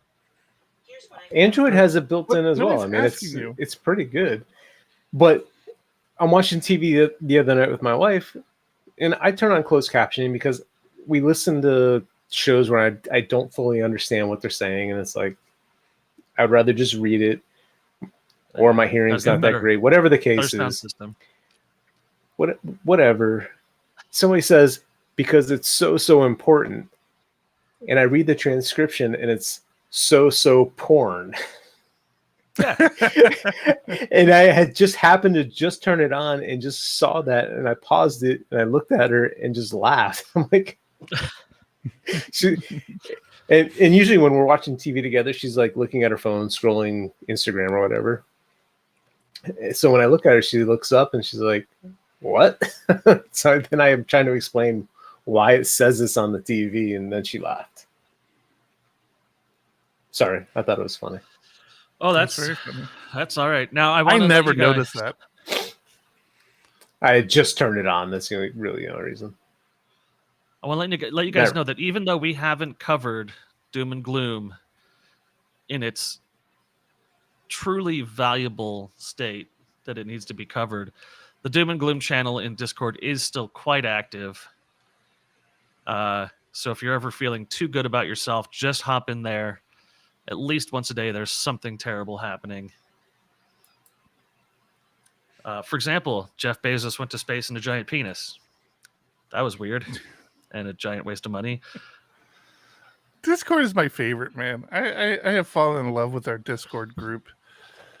I really have. I mean, I get help for work through there. I mean, it's just things that I have an immediate answer for. He will go there for an hour-long discussion instead. Well, you're not in our Slack anymore, so I don't have to talk to you. Yeah, I noticed that. I did get Is he really not? Slack. Really? I didn't know that. I booted him and I forgot to put him back. Oh, I figured I got booted for some financial reason. I'm just not in any of the channels except for PHPUgly now. No, He's a you got single-channel booted user? because you pissed me off. You're lucky you're in PHPUgly. That's only because I didn't feel like going to Discord to message our in-show stuff. Oh, that's from the muting days. From the quiet incident is what I call it. The day we were silenced. I like to flex who has the real power. I thought it was a week after that. Who knows? No. It was that night. Piss you off on a weekly basis. I don't see the Jeff Bezos story in here. What are you talking about? That night, you got the story that everybody covered at infinite length. Yeah, I don't pay attention to it. Well, I knew he went to space. I didn't see any of that part. The penis rocket? Yeah, I didn't see it. I don't see it in here now. I will dare you now. Go into Google and type Jeff Bezos penis. No, it will give you, and it will give you. It will only return pictures of his. Okay, I'm wrong.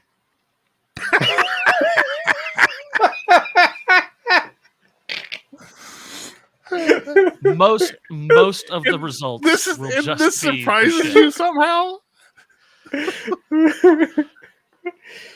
It's weird when Google cross-references your previous searches. Yeah. Yeah, no. Hey, so I guess don't type that. And he's surprised. That's what kills me. Okay. Jeff Bezos penis rocket. Okay, I got a new gun. I'm going to search bang my neighbor. Well, I didn't expect these results. That's amazing. I know better than that. Literally have penis in the search, and you're surprised. Okay. Well, no, it's Yahoo. You're a special kind of pretty.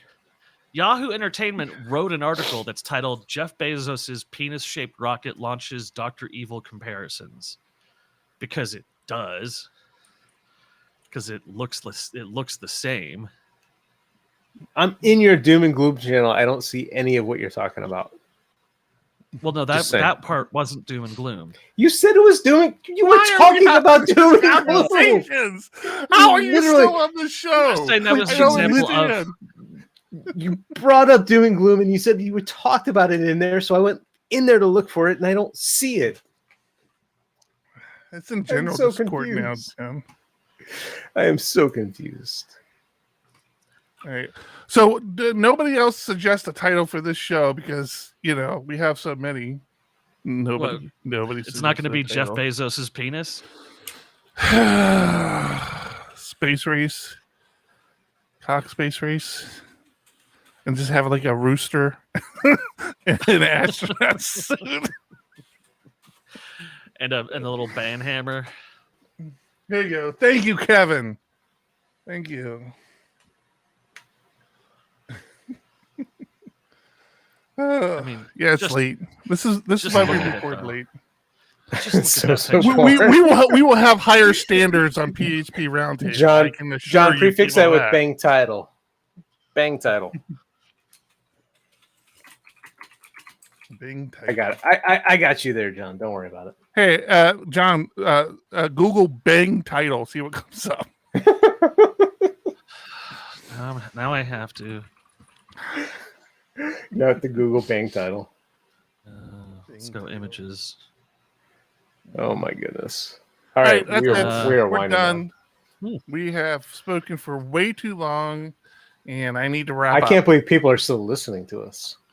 That's it. Episode 247 is in the can. I'm Eric. I'm John. I'm Tom.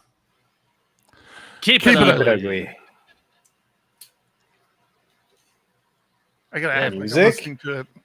Hit I the gotta act music. like it because we He can't hasn't actually hit it hear yet. anymore. 1, 2, coming Now off you the can top. act. Y'all know how we Act. do. Listen, I'ma Can drop we a fix freestyle. the You can sound? check. I'ma send we a fix shout the out to the sound? Can we host get it named back? Eric. Yo, he's never doing on puff some and puff. average shit. You know he's Eric, trying to he avoid stays that loud and question. passionate. I'm about to break it down for y'all with the classic know they can hear us song. now. Shout Like, out we're the host ruining named it for Thomas, 'cause everybody he's because we never can't wrong. hear. And shout to John. Just Google. You know Oh, that no, he's no, smart I was and wrong. quiet, unlike my freestyles, which cause a riot. I'm about to do it like I think this that's 'cause the it. people Who love said me. that, so? Shouts out to PHP, Yeah, the ugly. It's called ugly. Yeah, I think that's our 'cause it's title not right there. I like that one. professional, but I'm about to come through and bless it with style. So let's do it when I'm spitting. I perfume the room. Yo, the segment of the show is called Doom and Gloom. That came from Thomas. Yeah, can nobody go beyond this? I get the mic and That's then I'm about to keep hilarious. it like a promise. Yeah, and y'all know we fill them up with anguish. We talking about the man. PHP, the programming language. About to break it down. No I wouldn't be so chatty if I exaggeration. What do y'all could do hear for a what was living? actually Web being applications. rapped about. Okay, I can I'm trying to dig be it. My patient, words spray 'cause I tight. know how good They're the song getting is, together and I on don't the wanna go Thursday through it. nights. Yeah, when it comes to rhyming, you can call me the new dude. I spew true lyrics while y'all broadcast on YouTube. So One day let's we'll get have it. a- You know my lyrics are major. a full crew All up that- in the that comments, takes they care of got that plenty for of us. haters, but they doing what they doing. Keep it ugly. We ending every show with the saying it's lovely. Let's go. Hey, I got to So if figure you- out how to if you- get that audio in. If you do suggest a title in Discord, it is much appreciated because I don't go back through Discord. That actually writes to a file for me. So I when I'm putting the show notes together and everything, I actually pull in all the titles. And I pick which one kind of fits, and it's really It helps with all the post show stuff. So I do appreciate it. All right. Zencaster is done. You finished it quick tonight. I noticed. Started it late, What? finished it quick. Well, the closer I can get it to our actual start and stop, actually, it really helps with the editing because it's like it's just it's nice. It's like it's right there, and I'm like fine tuning my whole editing workflow, and I've got a nice little setup. Thanks, Frank. Do you, on a serious note, do you want to get together Monday? Sure. Work Yeah, somewhere? I'm down. Like I said, I'm gonna be. Are you going to out and about. laptop it? Are you going to because I actually worked from Holy Crepes for a few hours one day, and I actually just had my my iPad, but I Really? have it's like a hit and miss with the it's weird. The SSH thing I'm doing with Cloudflare. Is that it? Cloudflare? No, with Ngrok, isn't it? No, not Ngrok anymore. It's Cloudflare because I have it running as a service. But for some reason, when I try to do it from my iPad, it doesn't work. But I can do it from any other device, and it works. Then the iPad will work. It's bizarre. Huh. So I don't know. I might have to bring a laptop with me as a backup, but I'll try. I'll try just with the iPad. So I was assuming I was going to do. Well, you're doing all BIM sessions. Well, yeah. If I do the iPad, yeah, for sure. Yeah. Now I'll probably bring my laptop. Try to make sure it's up to date. Yeah. I would say, is it up to date? When's the last time? I haven't even turned mine on in months. Actually, it was up to date because I went to Jacksonville a couple weeks ago. So I got on there, right. Opened it up, make sure it was charged, got everything up to date. I just saw my damn Parallel license renewed. I'm like, son of a bitch. Gotta remember to cancel those things. Just like with email, there should be a service that monitors all of your subscriptions. Yeah. Okay. Like I was telling you, man, that integration, like Destiny's integration with everything is just like, why can't everything do this? It's so stupid that this video game can do this so well and other things can't do it even in the slightest bit. You're talking specifically about Discord? No, I mean, like I was saying, you can do a lot of the stuff that you would do in the game from your phone. And a lot of people play the game with like a tablet open next to them. You're talking about Destiny? Yeah. Oh, I didn't know it was a phone game. I thought it was like a desktop It's game. not. Oh. It's a full desktop game, but the phone apps can do so much that people play the game with the tablet next to them and control their character half through the tablet and half through the game. Like you can in the game, you have loadouts of what equipment you're wearing, and you can switch loadouts on your phone. So like it just switches all the equipment that you have on you. And yeah, I was so impressed with how much you can do with their API that it made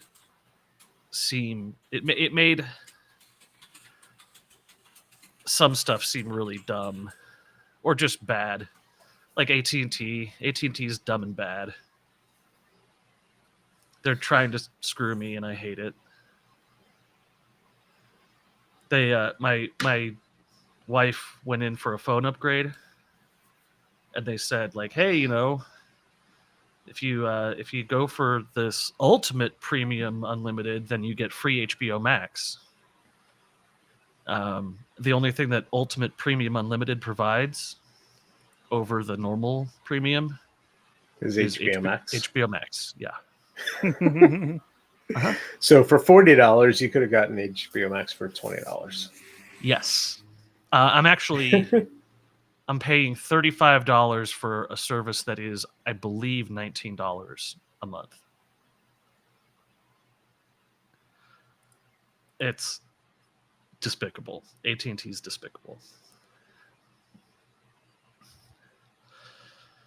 But hey, what are you going to do? Kids need cell phones. Don't get them cell phones. Don't. If you're thinking about getting your kid a cell phone, get them a Boost mobile phone with limited data. My kids started asking me just the other day for one. I'm like, yeah, for Christmas. Best thing we ever did was get our kids a cell phone early. It was funny because the wife fought me on it. They were, I mean, your kids are still young, John. Ours were in, I want to say second or third grade. It was young. It was really young. And the wife fought me on it they're like, you're crazy. I'm like, no, I'm not crazy. And, you know, I'm going to get them. They had a shared phone. It was one of those kid phones at the time. I forget what they're called, bumblebees or something like that, where they can only call like 3 numbers and things. But I got them that. And from the day I got them that phone, my wife never regretted it. Like, it freaked her out if they left the house like normal kids to go to the park without their phone. My wife would take the phone to the park to them. And it's just, I don't know, man. We live in a different world. I mean, I know for me, when I was a kid, it was the street lights, and my mom could step out on the front porch and scream my name. And if I was in earshot, you know, I knew to come home. Yeah. And if I wasn't and somebody else heard it, they told me. But we live in a different world. Shokum is a hard name to scream, though. I see no reason not to get them. There's no. The hard part now is their smartphones. I mean, I'm sure you can still find dumb phones that don't allow you to do anything. You need to have some serious kind of management over when they have it on them, what they're able to do on it. We did that for years. Like, they didn't get. You need to play dumb is what you need to do. Have overbearing management of the phone, but explain to them, I don't know why it just turns off at 7:00. That's weird. Mine doesn't do that. And then like go to lunch one day and take your phones with them, and then come back and be like, yeah, I went to the store and they said it just does that. Like, yeah. They said it would cost $1 million to fix it. Like I said, your oldest is just entering first or second? Second grade. Yeah, that's about, I mean, it's young, but you know, the first time he does a sleepover and he wants to come home, and this happened to us several times. They felt uncomfortable. They had their little phone. They pinged us. I don't know, man. I see no reason not to, but you do have to be smart about the device. Most of those people have phones in the house. They can call up and say, "Hey, your kid wants to come home." But it's different, right? Your kid doesn't want to say anything. They don't want to approach an adult and say, "Hey, I want to call my dad because I'm not happy here, or I'm scared or something." As opposed to them just reaching in their bag. The phone call, I guarantee that you will get, or the text message you will get is, "Can you call X and tell them? Can you call X and tell them that I have to come home?" Because they won't want to say I want to leave. They will want to say, That's "Oh, true. my dad says I have to go." You'll get that call a lot. Yep, that is very true. That's a good point.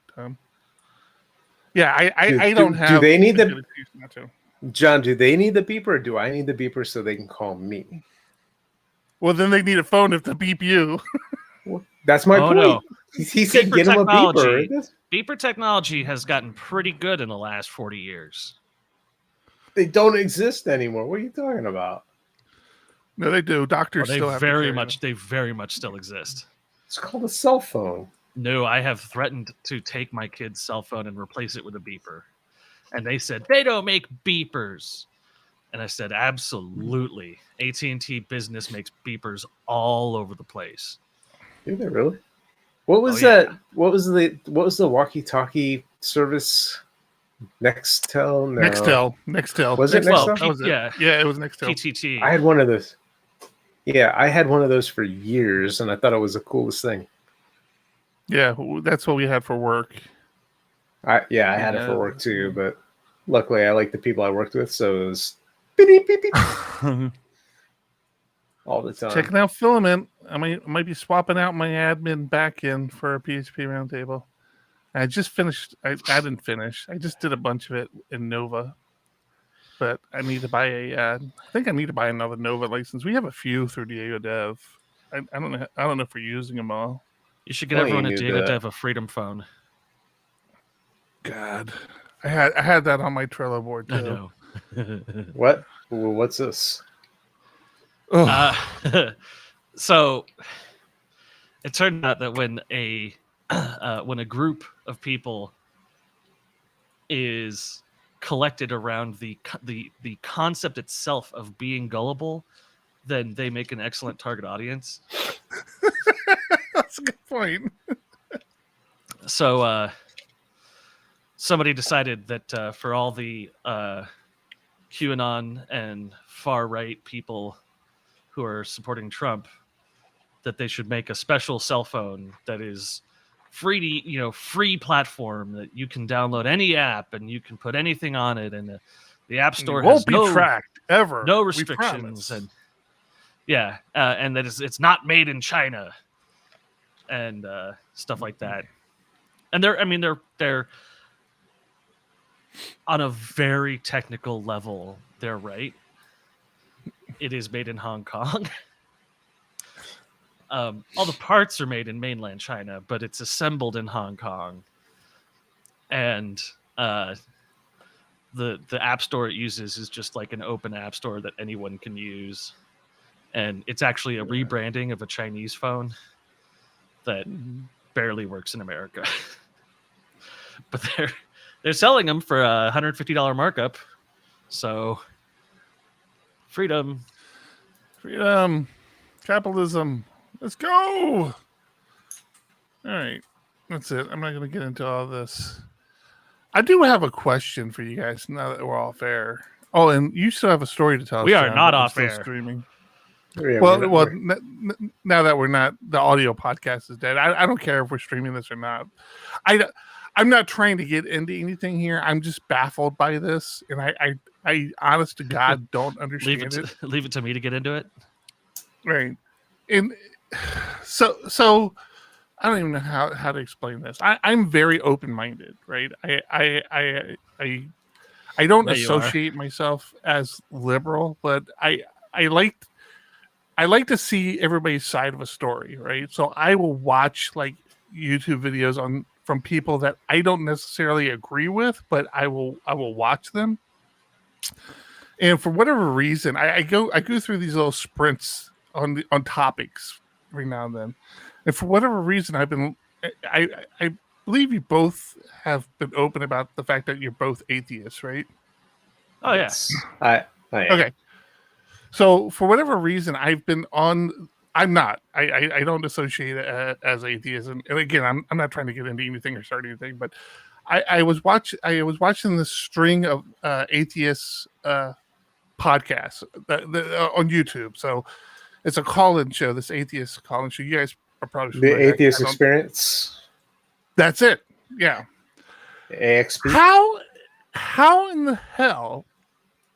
The first thing I like the people on there. They all seem pretty well rounded, pretty well educated. I don't understand how the hell all these religious people call into that show. Like that would be like Rails people listening to PHPUgly. It's like, how do you have that many religious listeners listening and wanting to battle you live on your show? I don't understand that. It started, and it may still be, on local television. Like, Oh, okay. I They didn't realize that. they had a local television call-in show. It may be online only at this point, but for the longest time, that was it. They get a lot of people that call in because somebody told them they should, and then the hosts often bash the people that made them call in because Yeah, they don't I've seen want that. they don't want you setting somebody up for failure.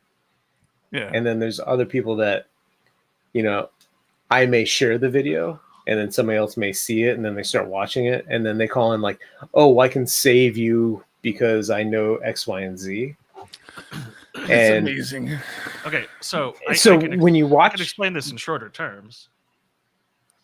Is that one of the tenets of many religions is to try and convert people that are non-believers, and they will see people who are actively working to convert believers into non-believers as the enemy, like literally the devil in many cases, but in most cases just as the enemy. And they are compelled by their religion to defend it. That is one of the tenets of their religion, is that if you do not defend the religion, you are not a member of the faith. And so, unlike with languages like React developers, there is a dogma attached to it that you can't get away from. I'm curious because you say you've been watching these, and you and I have had personal conversations about this in the past. I always get fascinated how somebody stays in that same mindset after watching things like that. Like that there's something bigger beyond our perception. You're asking me that question? Yeah. I mean, I think they almost hit on it from, like, sometimes when I listen to them, they almost feel like I almost feel like they're going to kind of say the same thing I say. I feel, but they don't, because they're atheists. But there's just I don't know. You're catching me a little off guard, so I don't have a good way of articulating it. I just there are just too many things, too many questions I still have that haven't been properly answered. So to be clear, I don't know if you've had this it's okay. That's Tom. Perfect. That's perfect. Wait, it's okay. Yeah, it's okay not to have answers to it. I'm going to keep cutting no, you I know, off because they talk about that. Yeah. Mhm. But I wanted to tell Tom, it's like I'm totally not anti. I'm totally for science. Like I believe all the science and stuff like that. There are just things that they're faiths I have or whatever you want to call it. I don't have the vocabulary to articulate it here. I just let me ask you guys a question as atheists. Do you believe we are the only intelligent life forms in the universe? I don't know. See, that's the biggest thing. That's the biggest thing is I'm okay saying I don't know. That's fine. That's the difference between theists and atheists is theists want to have an answer, so their answer is God or something. Yes, I'm not. I'm okay saying I don't know. I'm comfortable saying there yet. Statistically, we're not the only ones. I don't think I'm a theist. Statistically speaking, we're not the only intelligent. Well, hold on. So go ahead. But statistically, it also doesn't matter. But see, I think that's bullshit, right? You can't tell me statistically speaking, we're not the only ones. No, statistically speaking, we have to be the only ones. If there is no God, I don't have proof, so I don't care. That's fine, no. John. I don't do the proof thing. What I'm saying is that statistically, as far as the age of the universe, the cyclical nature of the universe, and the scale of the ability for humans to perceive time, there's greater evidence that another alien species, another intelligent species, just as evolved as us, would exist somewhere in the universe, if not an infinite number of those species. But it doesn't matter because we can't get to each other. We can't communicate with each other. No, that's fine. But here's my point on that, okay? Is my understanding, one of the biggest arguments with atheists in science, I mean, science plays a big role in this. A lot of scientists who obviously don't believe in a higher power say that all this happened because of these astronomical alignment of situations that allow these things. So if it was so astronomical, and if it had taken so long for this evolvement to happen, there's no way this could be happening somewhere else. Okay, so if the odds were that so astronomical, my point being, and again, I am perfectly fine saying I don't know. I kind of agree with you. I feel like there is a chance there could be other intelligent life somewhere else, and believe me, religious people don't agree with me, because religious people believe that God created the earth and put the people on the earth and that was it. Right. my point has always been, if there is intelligent life somewhere else, then there has to be a bigger plan somewhere, right? Because the plan events doesn't mean God. Okay, so I want to get to two things. Astronomical, right? Is that you're using that term in the same way that people say that Darwin's theory of evolution is just a theory. Is the term astronomical, when applied to scientific process, means, generally speaking, extraordinarily large, usually beyond the perception of human understanding, but not impossible. So the conceptually, something astronomical happens every day within our own solar system, because astronomical is just a means of calculating large numbers in a way that humans can understand. But those large numbers don't affect the possibility of the greater set. And you start getting into mathematical set theory, and the term astronomical means that the set has a large number of values in it, but it doesn't mean that any value is less likely than another. So astronomical is like the wrong word. Then the other thing is, do you know the distance of time between humanity and the T-Rex? We consider that a very, very long millions of years period of time. But the time between the T-Rex and the Stegosaurus is the same amount of time. And that's how not good at measuring time humanity is. We can't comprehend. He's saying the time between the Stegosaurus and the T-Rex was millions of years, and what was it? T-Rex and us is still millions. I mean, there's these large gaps in time where we think of all dinosaurs existing together, but they didn't necessarily all exist together. Right. Right. We can agree we didn't exist with dinosaurs, right? Right. But if you were to take the so a series of events happen where we came into existence, right? Whether it was evolution, whether it was some sort of other mechanism, something happened where we came in when we came into existence. That series of events, you're saying, could happen somewhere else that happened to be aligned to another, sun or star that could, sustain life.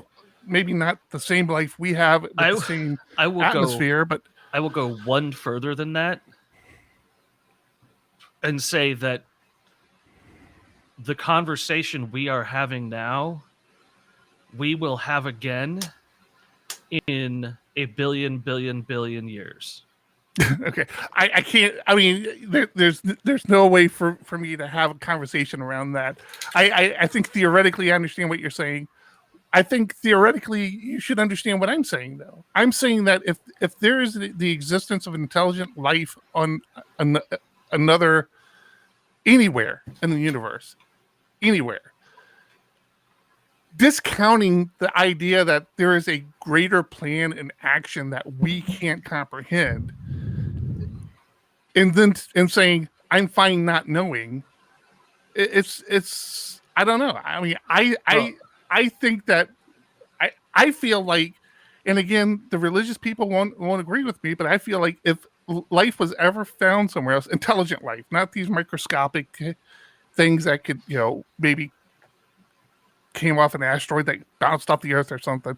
I'm saying intelligent life. If intelligent life is ever discovered anywhere else, it seems like that would be a pretty good conversation to have of, okay, how did two intelligent lives exist? I don't know, man.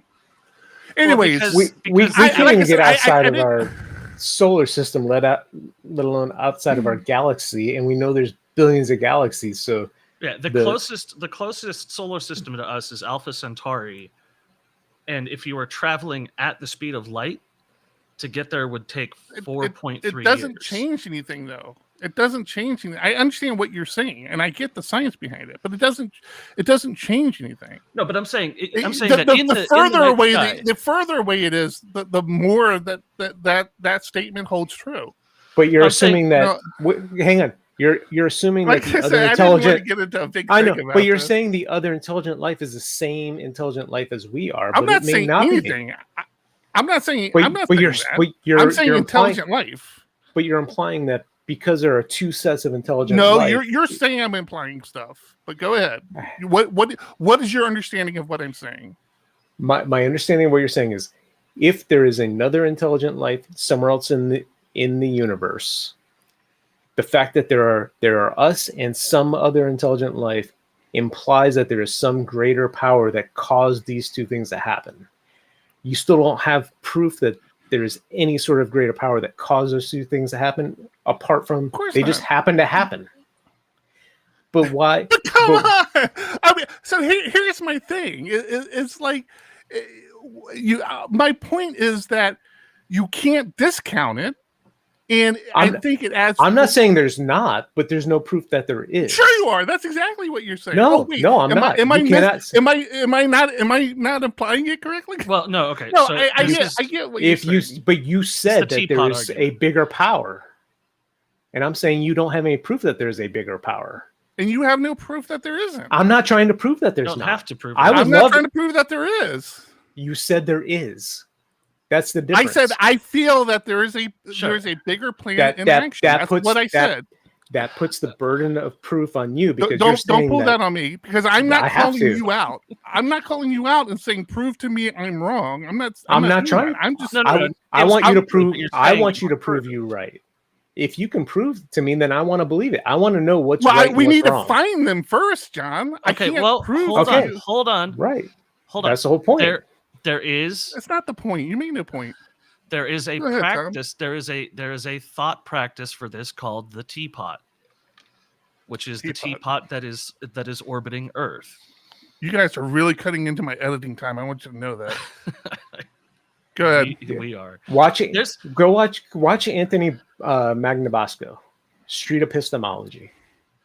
Yeah. So one of the biggest things is the thing about religion is religion has dogma, and dogma is inherently can't change or doesn't change quickly. Atheism is constantly being changed. Atheism is constantly looking at string theory, quantum mechanics, emergent technology, emergent intelligence. We're always looking at things and saying like, that's cool. That incorporates perfectly into my understanding of the way things work. But if the tooth fairy showed up, that would fuck up things for atheists. It's just never ever happened. Nothing magical. No, has it ever doesn't. occurred. It doesn't fuck things up. It's I want to believe as many true things as possible. That's yeah. And I want, so if you tell me, but if you can prove to me that it happened, I want to know it. That's the difference. That's a little bit of a okay. All right. It seems like a shitty position. It's like I'm not going to believe anything unless you have so much proof. I have no use to but believe it. It's like okay. So that is you don't that have isn't the argument. The argument is having an understanding of your ability to understand things, as well as other people's having a trust and culpability in other people's understanding of things, that they can be explained and that they are provable. I don't believe things that aren't provable. Now, that doesn't mean that I have to prove it. There are people that I trust have the capability to achieve certain scientific tests. And one of the greatest things for, I think, atheists is the split photon experiment. It's the most magical thing that we as a scientific community have right now, is that you can look at something and change its behavior by it being observed. And I know that that's provable because we have a societal system in place to account for, ethical scientific study, replicable science. And a scientific journal will publish something when it's peer reviewed, but it won't accept it as truth until it's been peer replicated. And the term peer there is very, very important. They have to be your peers. If somebody provides, if the Catholic Church says we performed an experiment and this is Jesus's blood and it's got magical healing powers, and then another Catholic Church says, yeah, we tested it, it's true, they're not my peers. I don't believe them. And they're not even relatives to my peer group. But if my peer group says this blood has healing powers and it's because of a difference in the chain on the DNA, then we produced a vaccine from it and it works. And I say, okay, is it peer reviewed and human tested and is this evidentiary? And yeah, no, not if it's peer review by people you feel are valid, right? I don't know them. I don't feel. No, sure.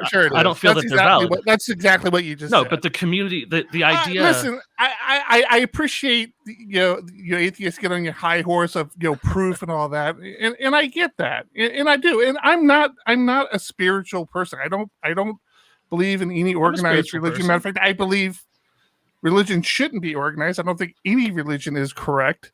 But I also don't dismiss the possibility of a bigger plan. I don't either. I just don't. I don't dismiss it either. Atheists don't dismiss it. I don't. That's well. If you don't dismiss it, then I don't think you can call yourself an atheist. Wrong. But you're wrong. The atheists don't maintain a position. That's a bullshit. That's a bullshit stance. I still stand behind. Agnosticism. I still stand behind this bullshit stance. I'm not going to call myself an atheist. I just won't. Well, then you're. So let me respond to that. I didn't for years. For so long, I said I'm agnostic, or I tried to come up with some other term that made me feel better. Until I realized you in the dick with a speech. No, I don't even know what you're talking about. It was the realization that I don't hold a specific belief. I just don't believe anything that's been told to me so far. Once somebody shows me something and can prove it to me, then I have no choice but to believe it. That's it in a nutshell. I don't want to believe that there's a bigger power, because there's no proof of a bigger power. It's just a speculation at that point. And that's all there is to it. I'm okay with the idea of a bigger power, but it's as long as you take things at the proper scale. I mean, in the scope of the universe itself, an individual person is smaller than a quantum particle. So if there's a God surveying the entirety of the universe, he might not even know we exist in it. I agree with that 100%. But he's also not a he. It's just it's a system operating far outside the boundaries of human understanding. Exactly. I definitely don't think it's a narcissist who created us just so that we would worship him. I don't feel that is the. I align more with your thought there, Tom. It's probably something that we can't even possibly comprehend, and we don't even register to. Well, human beings are extraordinarily bad at comprehending the very small or the very big, and the very small is so much smaller than we can comprehend, and the very big is so much bigger than we can comprehend, that to say that there's a thing that's bigger than the very big, we can't even comprehend that such a thing could possibly exist. Our brains can't fit it.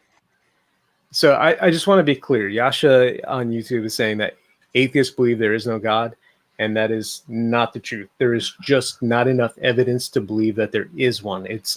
I am not taking the stance that there is no God.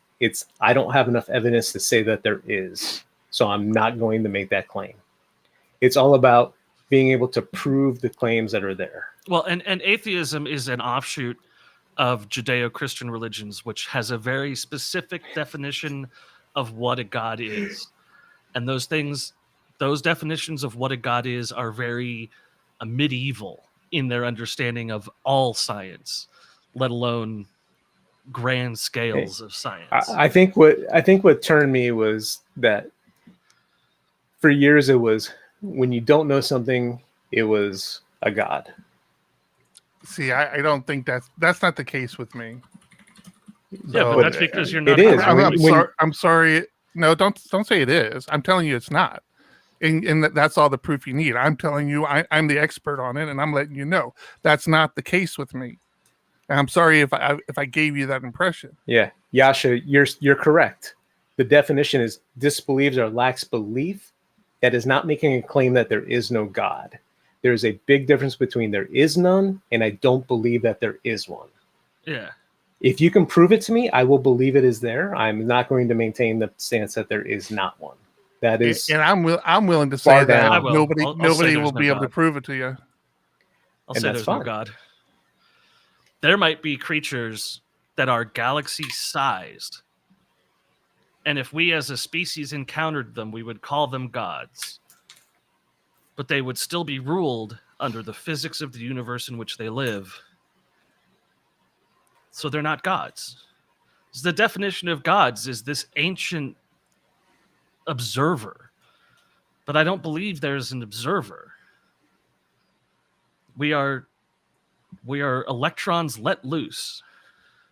and again, atheism is not a religion, and not everyone is going to agree. The That's main why point I is tell people I'm Buddhist. this was a Theravada fun Buddhism. conversation. It's the best.